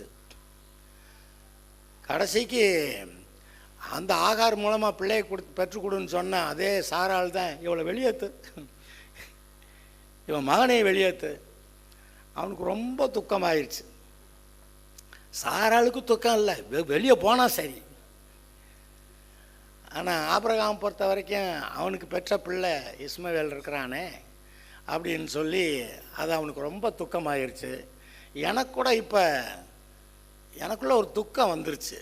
என்னன்னு கேட்டால், இந்த ஹமாஸ் இஸ்ரவேல் யுத்தம் நடந்ததே, இந்த ட்ரம்ப் வந்தவொடனே ஒரு இடத்துல நிவேந்தா அவன் சண்டையெல்லாம் நிறுத்து, இல்லாட்டி தொலைச்சிப்பிடுவேன் அப்படின்னு என்னமோ சொல்லியிருக்கிறான். அதுக்குன்னு 2 பேரும் வாழை சுருட்டிக்கிட்டு இருக்கிறானுங்க.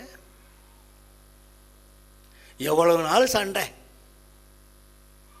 2 பேரும் சும்மா இருக்கிறான்.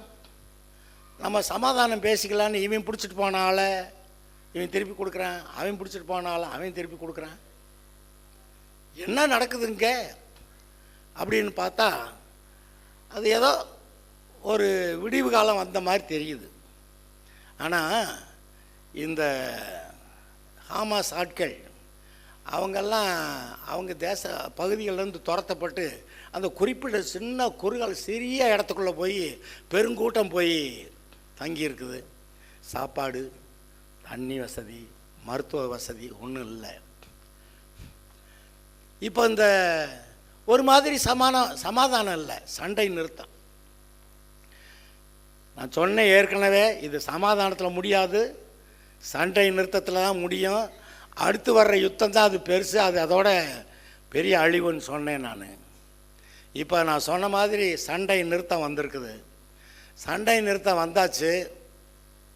இப்போ இந்த தன்னுடைய வீடுகளை வாசலை ஊரெல்லாம் விட்டு வெளியே வந்து ஒரு குறிப்பிட்ட இடத்துல இருக்காங்களே, அந்த இடத்துல இருக்கவங்கெல்லாம் மறுபடி தங்களுடைய சொந்த ஊருக்கு வீட்டுக்கு போகலான்னு போகிறாங்க. குடும்பம் குடும்பமாக நடக்கிறாங்க, அதை வீடியோ எடுத்து போடுறாங்க. பார்த்தா பரிதாபமாக இருக்குது. இந்த கொரோனா வந்துருச்சுன்னு சொல்லி எல்லா பஸ்ஸு ரயில் எல்லாத்தையும் நிறுத்திவிட்டாங்க. டெல்லியில் வேலைக்கு போன ஆட்கள் சொந்த ஊருக்கு போகிறேன்டான்னு வழியே இல்லை. எவ்வளோ பேர் நடந்தாங்க அதெல்லாம் நமக்கு தெரியும். அது எப்படியெல்லாம் நடந்தாங்க. ஒரு இடத்துல ரயில்வே ஸ்டேஷனில் ஒரு அம்மா ஸ்டேஷனை விட்டு இறங்கி வந்துருச்சு, செத்து போச்சு. அது பிள்ளை அது செத்து போச்சுன்னு தெரியாமல் அந்த பிள்ளை அந்த பாடிக்கிட்ட விளையாண்டுக்கிட்டு இருக்கு. அந்த கொரோனா யாருக்கு வேணாலும் இரத்த கண்ணீர் வந்துடும். அந்த சமயத்தில் அரசாங்கம் இப்படி போய் சேர்றவங்க, வீடு போய் சேர்றவங்களுக்கு ஒரு உதவி செய்யலைங்கிறது இன்றைக்கு வரைக்கும் எல்லா மக்களுக்கும் ஒரு மனத்தாங்கல். நடந்தவனுக்கு தான் நமக்கு தெரியாது, நடந்தவனுக்கு தான் தெரியும். வழியில் செத்தவனுக்கு தான் தெரியும். தண்ணி இல்லாமல் சாப்பாடு இல்லாமல் எப்படி அவதிப்பட்டாங்கன்னு அவங்களுக்கு தான் தெரியும். அதுபோல் இப்போ இந்த ஹமாஸ் ஆட்கள் திரும்பி தங்களுடைய சொந்த ஊருக்கு போயிட்டுருக்குறாங்க, வீடியோ எடுத்து போட்டிருக்கிறாங்க. எனக்கு ரொம்ப வருத்தமாயிடுச்சு. அவங்க இஸ்ரேல் கூட சண்டை போட்டவங்க, அவங்க தான் யுத்தத்தை ஆரம்பித்தாங்க. அப்புறம் சண்டை நிறுத்த வர்றதுக்கு வாய்ப்பே கொடுக்காம பூமிக்கு அடியில் டனல்ஸ் தோண்டி அங்கே இருந்துக்கிட்டு என்னென்னமோ வேலையெல்லாம் செஞ்சு இஸ்ரேலையே ஒரு கலக்கிட்டாங்க. இப்போ திரும்பி போகிறப்ப நினச்சா அவங்க சாப்பாடு தண்ணி இல்லாமல் வசதி இல்லாமல் போகிறத பார்த்தா நமக்கு பரிதாபமாக இருக்குது. எஸ், அப்படி பரிதாபமாக இருக்கிற இதுவெல்லாம் உண்மைதான். கர்த்தர் ஆண்டவர் உதவி செய்வாராக. அது எப்படி செய்வாரோ எனக்கு தெரியாது. ஆனால் ஒரு காரியம், இப்போ நாம் கர்த்தருடைய பிள்ளையாக இருக்கிறோமே, இந்த யாக்கோபு ஜெபம் பண்ணி இஸ்ரவேல்னு பேர் வாங்கிக்கிட்டானே, அத்தோட வாக்கு தத்தங்களையும் பிடிச்சுக்கிட்டானே, இந்த வாக்கு தத்தங்களை நம்முடைய வாழ்க்கையில் எப்படி செயல்படுத்துவது என்று இப்போ நான் சொல்கிறேன். அறிக்கை என்றால் தேவன் சொன்னதை அப்படியே சொல்கிறது. தேவன் சொன்னதை அப்படியே சொல்கிறது, அதான் அறிக்கை. அவர் என்ன சொன்னார்? நம்முடைய வாழ்க்கைக்கு, வாழ்க்கையின் எல்லா பகுதிகளுக்கும் என்னென்ன ஆசீர்வாதம் வேணுமோ அத்தனையும் வாக்கு தத்தங்களாக சொல்லியிருக்கிறார்.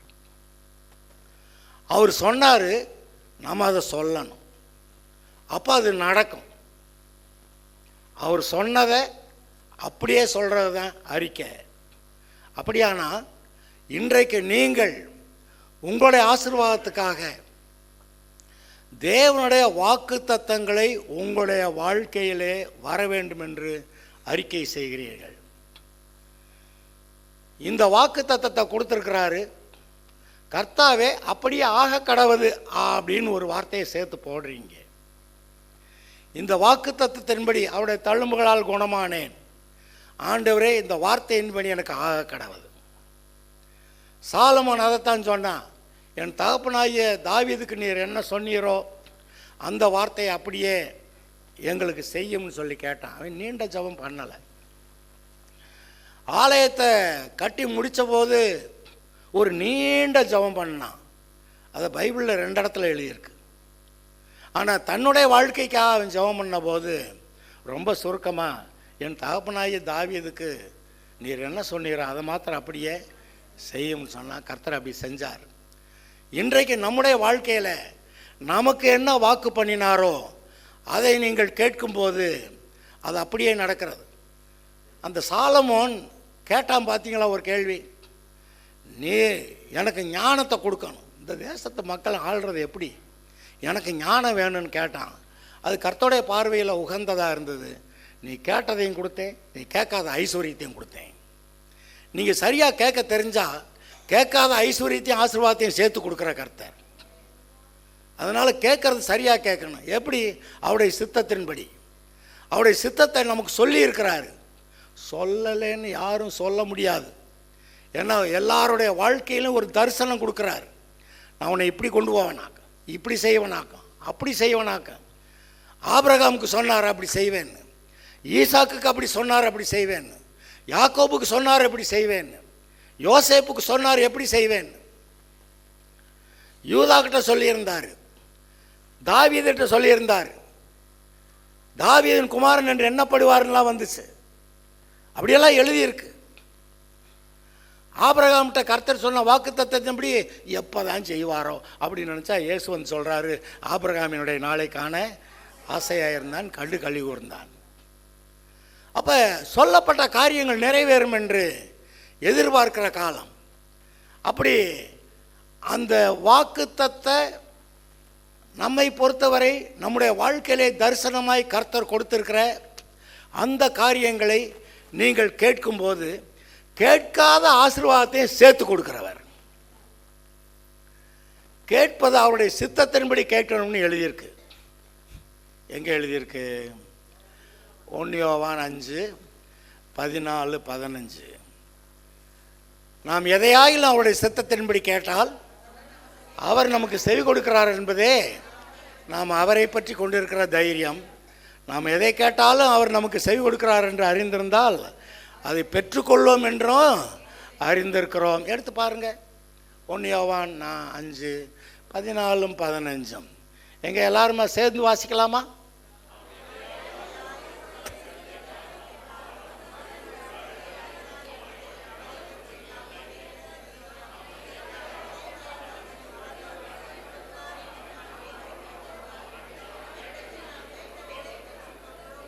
அப்போ அவருடைய சித்தத்தின்படி கேட்கறதுன்னா அவர் உங்களுக்கு கொடுத்த தரிசனத்தின்படி கேட்கணும்.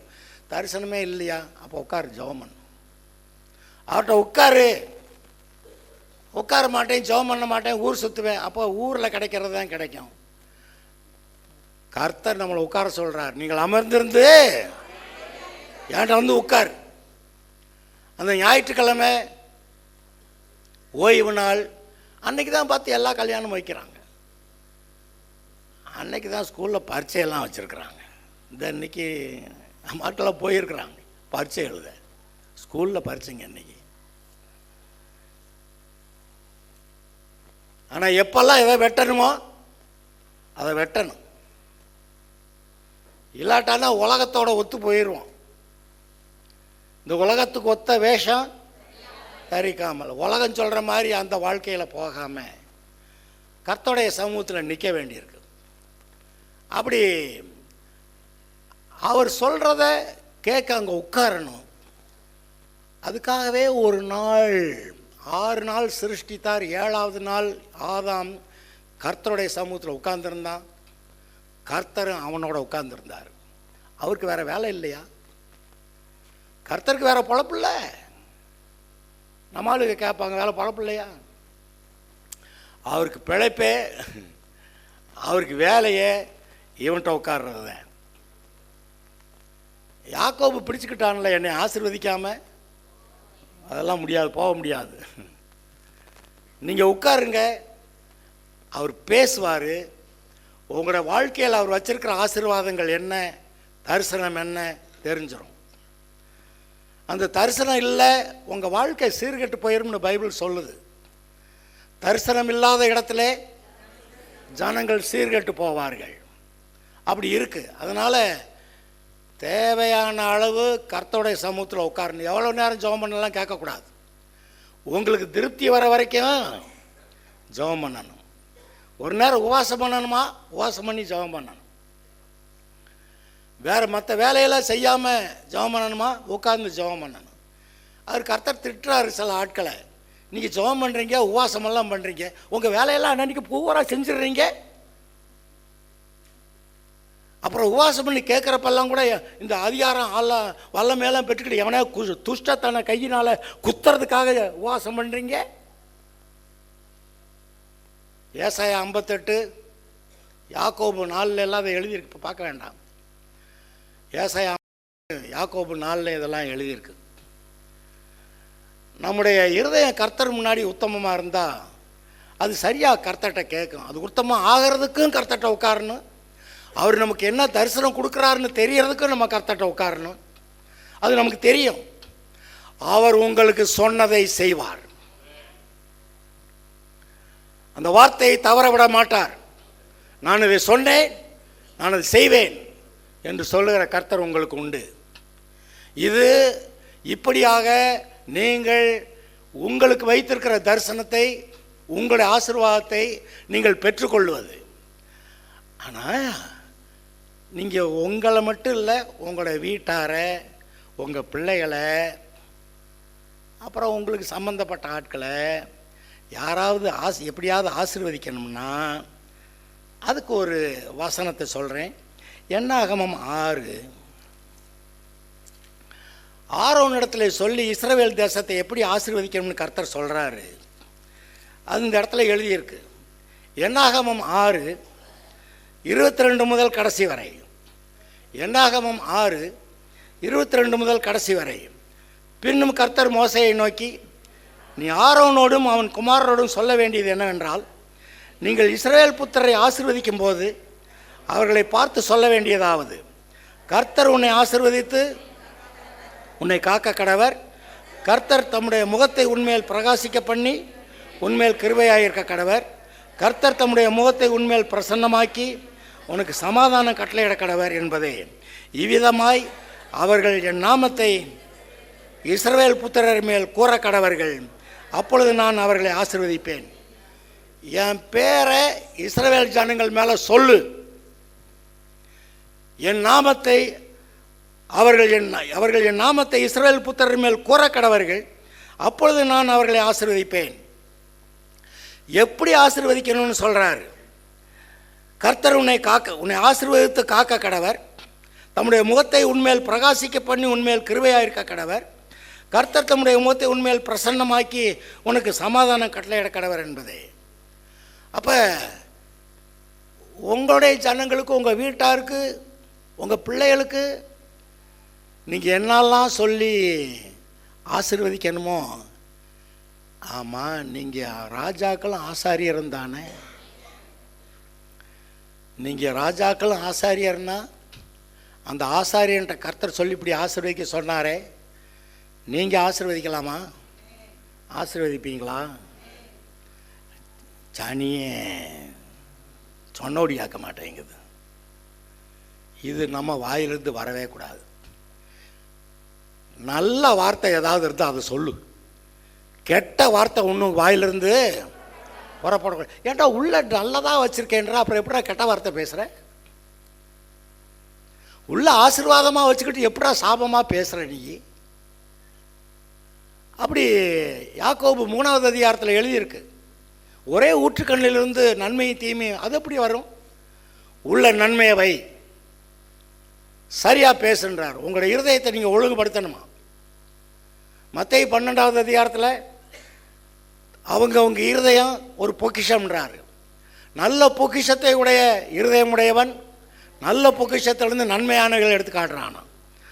பொல்லாத பொக்கிஷத்தோடைய பொல்லாத மனிதன் தன்னுடைய இருதயத்திலிருந்து பொல்லாதவைகளை எடுத்து காட்டுகிறான். நீங்கள் நல்ல மனுஷர் தானா? நல்ல இருதயமா? உள்ளுக்க நன்மையாக வச்சுருக்கீங்களா? உள்ள கர்த்தருடைய ஆசீர்வாதங்களை வச்சுருக்கீங்களா? உங்கள் குடும்பத்தில் உங்கள் வீட்டார் மேலே உங்கள் பிள்ளைய மேலே பேசலாமா? பேசலாமா? பேசணும்.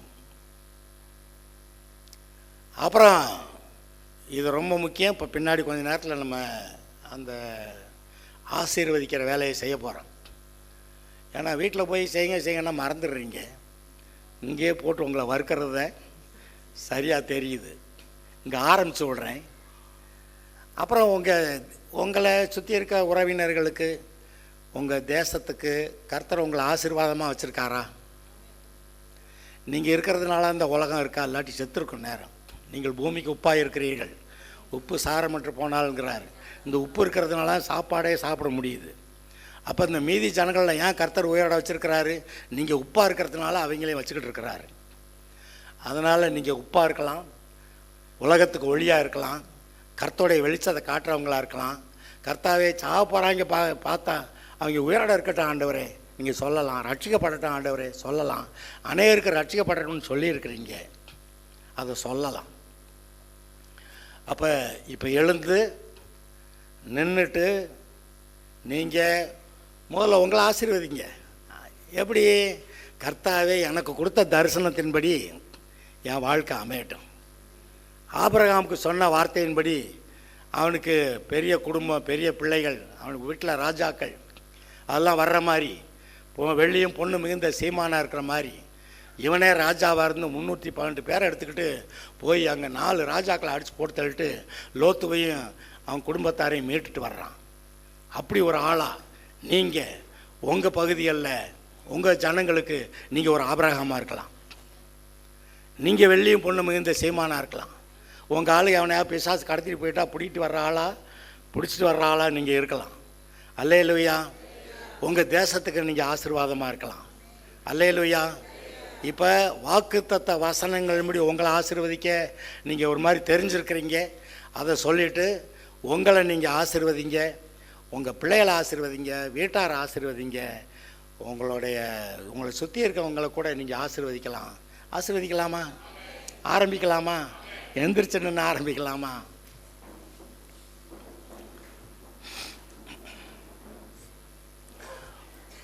உங்களுக்கு கர்த்தர் கொடுத்த தரிசனத்தை நிறைவேற்றுகிறவர். தரிசனம் தெரியலன்னா உட்காரணும், தரிசனத்தை கர்த்தர் கொடுப்பார். வருங்காலங்களில் நீங்கள் எப்படியெல்லாம் இருக்க போகிறீங்கன்னு கர்த்தர் உங்களுக்கு சொல்லியிருக்கிறார். அது அப்படி கடவுதுன்னு நீங்கள் சொல்லணும். உங்கள் இருதயத்தில் ஆசைகளை விதைத்திருக்கிறார். நம்ம இப்படி பெரிய ஆளாக இருக்கணும், இப்படி சாட்சியாக இருக்கணும், இப்படி ஆத்துமாக்களை ஆதாயம் பண்ணணும் அப்படின்னு உங்களுடைய இருதயத்தில் ஆசைகளை கர்த்தர் விதைத்திருக்கிறார். சாலமோனுக்கு எப்படி விதைத்தார்? அந்த மோசைக்கு எப்படி அந்த இஸ்ரவேல் ஜனங்கள் செத்து நாசமாகாதபடி சரியாக ஜெபம் பண்ண கர்த்தர் அந்த வார்த்தையை கொடுத்து ஜெபம் பண்ண சொன்னார். அதுபோல் நீங்களும் திறப்பின் வாசலில் நிற்கிறவர்களாய் உங்கள் வீட்டாருக்காகவும் நிற்கலாம், அந்த சுற்றிலுமாக இருக்க ஜனங்களுக்காகவும் நிற்கலாம். முதல்ல உங்களை அந்த வாக்கு தத்தத்தின்படி தேவ சமாதானம் உங்களுடைய இருதயத்தை ஆள, கர்த்தருடைய ஆசீர்வாதம் அபிஷேகம் இறங்க, பரிசுத்தாவியில் நிரம்ப, ஆவியானவரால் வழிநடத்தப்பட, கர்த்தரால் ஆசீர்வதிக்கப்பட்டு அந்த உபாகமம் 28 முதல் 14 வசனங்கள் இருக்க மாதிரி உங்களை ஆசீர்வதிங்க. 3 நிமிடங்கள் நீங்களே உங்களை, வேறு யாரும் ஆசீர்வதிக்க மாட்டாங்கங்க. கர்த்தர் உங்களை ஏற்கனவே ஆசீர்வதிச்சிருக்கிறாரு. அது அப்படியே கடவுதுன்னு உங்களை சொல்கிறாரு. அவர் உங்களை ஆசீர்வதிச்சிருக்கிறாரு. அது அப்படியே கடவுதுன்னு உங்களை சொல்கிறாரு. இந்த ஆசீர்வாதம்லாம் இருக்குது. அதுக்காக இஸ்ரவேல் புத்திரயானத்தில் விண்ணப்பம் பண்ணணும்னு சொல்லியிருக்கிறாரு. நீங்கள் விண்ணப்பமாகவும் பண்ணலாம், இதை அறிக்கையாகவும் பண்ணலாம், இதை நீங்கள் உங்களே ஆசீர்வதிக்கிறதாகவும் செய்யலாம். ஆசீர்வதிங்க பார்க்கலாம். உங்களை ஆசீர்வதிங்க. தேவ சமாதானம் என்னுடைய இருதயத்தை ஆண்டு கொள்ள போகிறதுக்காக ஸ்தோத்திரம் சொல்லுங்க. தேவ சமாதானம், பரிசுத்தாவியில் உண்டாகிற சந்தோஷம், பரிசுத்தாவியான வழிநடத்துதல், எனக்கு ஜீவன் உண்டாக இருக்கிறது, அந்த ஜீவன் பரிபூர்ணப்படுகிறது, இந்த வாழ்க்கை பலனடைகிறது, நான் எழும்பி பிரகாசிக்கிறது, கர்த்தருக்கு சாட்சியாக இருப்பது, பயமுள்ள ஆவி இல்லாமல் பலமும் அன்பும் தெளிந்த புத்தியுள்ள ஆவியமாய் இருக்கிறது. அதை எப்படி சொல்லுங்க, சொல்லுங்க, உங்க மேல சொல்லுங்க. இந்த ஆசீர்வாதம் எனக்கு வர கடவுது. அவருடைய இரத்தத்தால் அவருடைய தழும்புகளால் குணமானேன் சொல்லுங்க. எனக்கு சுகம் உண்டு சொல்லுங்க. எனக்கு வியாதி இல்லை சொல்லுங்க. எனக்கு வியாதி இல்லை, எனக்கு வியாதி இல்லை. கர்த்தர் கொடுத்த சுகம் உண்டு. எனக்கு வியாதி இல்லை, கர்த்தர் கொடுத்த சுகம் உண்டு. கர்த்தர் என்னை ஆசீர்வதித்திருக்கிறார். எனக்கு தரிசனத்தை கொடுத்திருக்கிறார். என்னுடைய வாழ்க்கையில் அதை நிறைவேற்றுகிறார். இப்பொழுதும் அவர் சொன்ன ஆசீர்வாதம் இடத்துல நிறைவேற கடவுது சொல்லுங்க. நீர் சொன்ன ஆசீர்வாதம் இடத்துல நிறைவேற கடவுது. என் பிள்ளைகளை ஆசீர்வதிக்கிறேன். அவர்கள் பயமுள்ள ஆவி இல்லாமல் பலமும் அன்பு தெளிந்த புத்தியுள்ள நற்குணசாலிகளாய் வளருவார்களாக. தெளிந்த புத்தியுள்ளவர்களாய் நன்றாய் படிப்பார்களாக. நற்குணசாலிகளாய் இருப்பார்களாக. ஆசீர்வதிங்க. நன்றாய் படிப்பார்களாக, நற்குணசாலிகளாய் இருப்பார்களாக. உங்கள் கணவனை ஆசீர்வதிங்க, உங்கள் மனைவியை ஆசீர்வதிங்க, உங்கள் கணவனை ஆசீர்வதிங்க. நல்ல சுகபலத்தோடு இருந்து கர்த்தர் எப்படி குடும்பத்தை நடத்தணுமோ அப்படி அவர் நடத்துவாராக. அவர் எப்படி சம்பாதிக்கணுமோ சம்பாதிப்பாராக சொல்லுங்க. மனைவி எப்படி வீட்டோரங்கள் கணிதர்கள் திராட்சை கொடியாய் இருக்கணுமோ அப்படி இருப்பாளாக சொல்லுங்க. அப்படி இருப்பாளாக சொல்லுங்க. வீட்டோரங்களிலே கணிதரம் திராட்சை கொடியை போல இருக்கட்டும் சொல்லுங்க. பிள்ளைகள் பந்தய சுற்றில் ஒளிவு மர கண்டுகளைப் போல சொல்லுங்க. உங்களுடைய வார்த்தை வசனம் வெறுமையாய் திரும்பாது. நீங்கள் உங்களுடைய வார்த்தை வசனம் வெறுமையாய் திரும்பாது. சொல்லுங்க. வாய்க்குள்ளே ஜெபம் பண்ணக்கூடாது, மனசுக்குள்ளே ஜெபம் பண்ணக்கூடாது. வாயை விட்டு சத்தமா பேசுங்க. உங்களுடைய வார்த்தை வெறுமையாய் திரும்பாது. வசனம் சொல்லப்பட்ட வார்த்தையின்படி செய்து முடிக்கும். வெறுமையாய் திரும்பாது. ஆசீர்வதிங்க. நீங்கள் ஆசீர்வாதமாக இருக்கவும் ஆசீர்வதிக்கவும் பிறந்தவர்கள். நீங்கள் ஆசீர்வாதமாக இருக்கவும், நீங்கள் மற்றவர்களை ஆசீர்வதிக்கவும் பிறந்தவர்கள். நீங்கள் ஆசீர்வாதமாக இருக்கவும் மற்றவர்களை ஆசீர்வதிக்கவும் பிறந்தவர்கள்.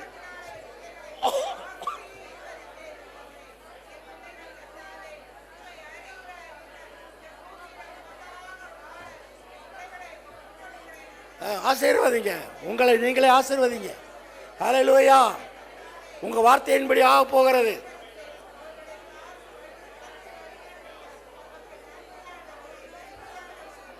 நீங்க ஆசீர்வதிக்கிற ஆசீர்வாதத்தின்படி ஆக போகிறது. கர்த்தருடைய நாமத்தை இஸ்ரவேல் மேல சொல்லணுமா? அவங்களுக்கு சமாதானம் உண்டாகுன்னு சொல்லணுமா? பாதுகாப்பு உண்டாயிருக்குன்னு சொல்லணுமா? ஆசீர்வாதம் உண்டாயிருக்குன்னு சொல்லணுமா? அவர் தான் சொல்லி கொடுத்தாரு. நீங்கள் அது மாதிரி உங்களை பிள்ளைகளை ஆசீர்வதிங்க. உங்கள் கணவன் மனைவி ஆசீர்வதிங்க. உங்கள் குடும்பத்தை ஆசீர்வதிங்க. உங்களுடைய நண்பர்கள் ஆசீர்வதிங்க. தேசத்தை என்னென்ன ஆசீர்வதிக்கணுமோ ஆசீர்வதிங்க. நீங்கள் தேசத்துக்கு ஆசீர்வாதமாக இருக்க ஏற்படுத்தப்பட்டவர்கள். கர்த்தருடைய சாட்சிகளாய், கர்த்தருடைய ஏஜென்ட்டாக இருந்து நீங்கள் நல்லா இருக்கவும், உங்களுடைய வீட்டார் நல்லா இருக்கவும், ஆசீர்வாதமாக இருக்கவும், நீங்கள் மற்றவர்களை ஆசீர்வதிக்கவும் அதற்காக தெரிந்து கொள்ளப்பட்டவர்கள். சொல்லுங்க. உங்க வாயிலிருந்து வார்த்தை வெறுமையாய் திரும்பாது. என்ன சொல்லுகிறீர்களோ அது நடக்க போகிறது. உங்க பிள்ளைகளை எப்படி ஆசீர்வதிக்கிறீங்களோ அப்படி ஆசீர்வாதமாக இருக்க போறாங்க. உங்க மனைவி எப்படி இருக்கணும்னு நினைக்கிறீங்களோ அப்படி சொல்லுங்க. உங்க புருஷன் எப்படி இருக்கணும்னு நினைக்கிறீங்களோ அதை சொல்லுங்க. அது வருகிறது. இவ்வளவு நாளா பேசின கெட்ட வார்த்தைகள், இது விளங்காது, இது உருப்படாது அப்படி சொன்னதெல்லாம் கேன்சல் பண்ணுங்க. இது உருப்படாது, இது விளங்காதுன்னு சொன்ன எல்லாத்தையும் கேன்சல் பண்ணுங்க. அப்படி இல்லை ஆண்டவரே, அது வளர்னது, அதை கேன்சல் பண்ணுறேன். இப்போ நான் ஆசீர்வதிக்கிறேன். இப்படி ஆக கடவுது, இதில் நிற்கிறேன். நீர் ஆசீர்வதியம், நான் ஆசீர்வதிக்கிறேன். நீர் ஆசீர்வதியம் சொல்லுங்க. நான் ஆசீர்வதிக்கிறேன், நீர் ஆசீர்வதியம் சொல்லுங்க. இந்த வார்த்தையின்படி ஆக கடவுது. உடைய சத்துருக்கள் ஒரு வழியாய் வந்து 7 வழியாய் ஓடுவார்கள். உடைய சத்துருக்கள் ஒரு வழியாய் வந்து 7 வழியாய் ஓடுவார்கள். சத்துருவின் சகல வல்லமையும் மேற்கொள்ள கர்த்தர் உனக்கு அதிகாரம் கொடுத்திருக்கிறார். சத்துருவின் சகல வல்லமையும் மேற்கொள்ள கர்த்தர் உனக்கு அதிகாரம் கொடுத்திருக்கிறார். ஸ்தோத்ரா. சத்துரு ஓடட்டும், சத்துரு ஓடட்டும், சமாதானம் வரட்டும், ஆசீர்வாதம் வரட்டும், சபை பெருகட்டும், உங்கள் மூலம் ஆத்துமா ரட்சிக்கப்படட்டும், உங்கள் மூலம் ஆத்துமாக்கள் ரட்சிக்கப்படட்டும். கர்த்தருடைய கருவியா இருப்பேன் சொல்லுங்க. நான் கர்த்தருடைய கருவியா இருப்பேன், கர்த்தருடைய வார்த்தையை பேசுற ஆளா இருப்பேன், கர்த்தருடைய வேலையை செய்கிற ஆளா இருப்பேன், பிசாசுடைய கிரிகளை அழிக்கிற ஆளா இருப்பேன். சொல்லுங்க, சொல்லுங்க, சொல்லுங்க, வாயை திறந்து சொல்லுங்க. அந்த வசனம் வெறுமையாய் திரும்பாது. கர்த்தர் உங்களை ஆசீர்வாதமா வைக்கிறாரு. நீங்க ஆசீர்வாதமா இருப்பீங்க. உங்க வீட்டை நீங்க ஆசீர்வதிங்க, உங்க பிள்ளைகளை ஆசீர்வதிங்க, உங்க நண்பர்களை ஆசீர்வதிங்க, உறவினர்களை ஆசீர்வதிங்க, தேசத்தை ஆசீர்வதிங்க. நீங்க ஆசீர்வதிக்க பிறந்தவர்கள், ஜெயிக்க பிறந்தவர்கள், நீங்கள் ஜெயிக்க பிறந்தவர்கள், நீங்கள் ஆசீர்வாதமாக இருக்க பிறந்தவர்கள், நீங்கள் மற்றவர்களை ஆசீர்வதிக்க பிறந்தவங்க, தேவனுடைய கிரியைகளை நடப்பிக்க பிறந்தவர்கள், தேவனுடைய கிரியைகளை நடப்பிக்க, தேவனுடைய கிரியைகளை நடப்பிக்க தெரிந்து கொள்ளப்பட்டவர்கள். கர்த்தருடைய கரம் உங்கள் மேல் இருக்கிறது, கர்த்தருடைய ஆசீர்வாதம் இருக்கிறது. கர்த்தருடைய வார்த்தையை பேசுங்கள், கர்த்தருடைய வார்த்தையை பேசுங்கள். வாக்குத்தத்தத்தை சொல்லுங்க, உங்க பிள்ளைகளுக்காக வாக்குத்தத்தத்தை சொல்லுங்க. சின்னவன் ஆயிரமோ சிறியவன் பலத்த ஜாதியமாவான். சொல்லுங்க, சொல்லுங்க. உங்க வீட்டு மேல அங்க அக்கினி ஸ்தம்பம், மேக ஸ்தம்பம் ஆசீர்வாதமா அங்க இருக்குது. கர்த்தருடைய ஆவியானவர் உங்களோட இருக்கிறாரு, உங்களுக்கு பக்தி விருத்தியை கொடுக்கிறாரு, உங்களுக்காக விண்ணப்பம் பண்றாரு, உங்களுக்காக ஜப உதவி கொடுக்கிறாரு. பிடித்து கொள்ளுங்கள், அதை பேசுங்க, அது நடக்குது. அங்க மேக ஸ்தம்பம், அக்கினி ஸ்தம்பம் அங்க இருக்குது. நீங்க செங்கடலை தாண்டுவீங்க, உங்க சத்துருக்கள் உள்ள நுழைவாங்க, தண்ணீரில் மூழ்கி போவார்கள்.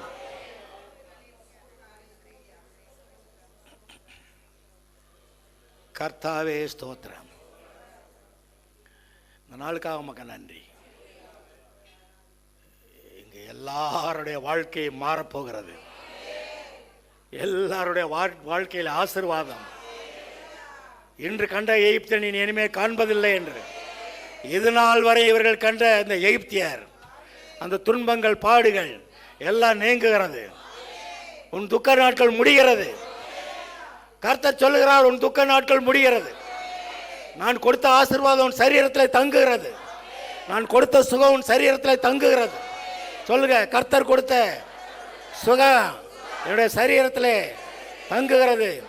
கர்த்தர் கொடுத்த தெளிந்த புத்தி எனக்கு இருக்கிறது.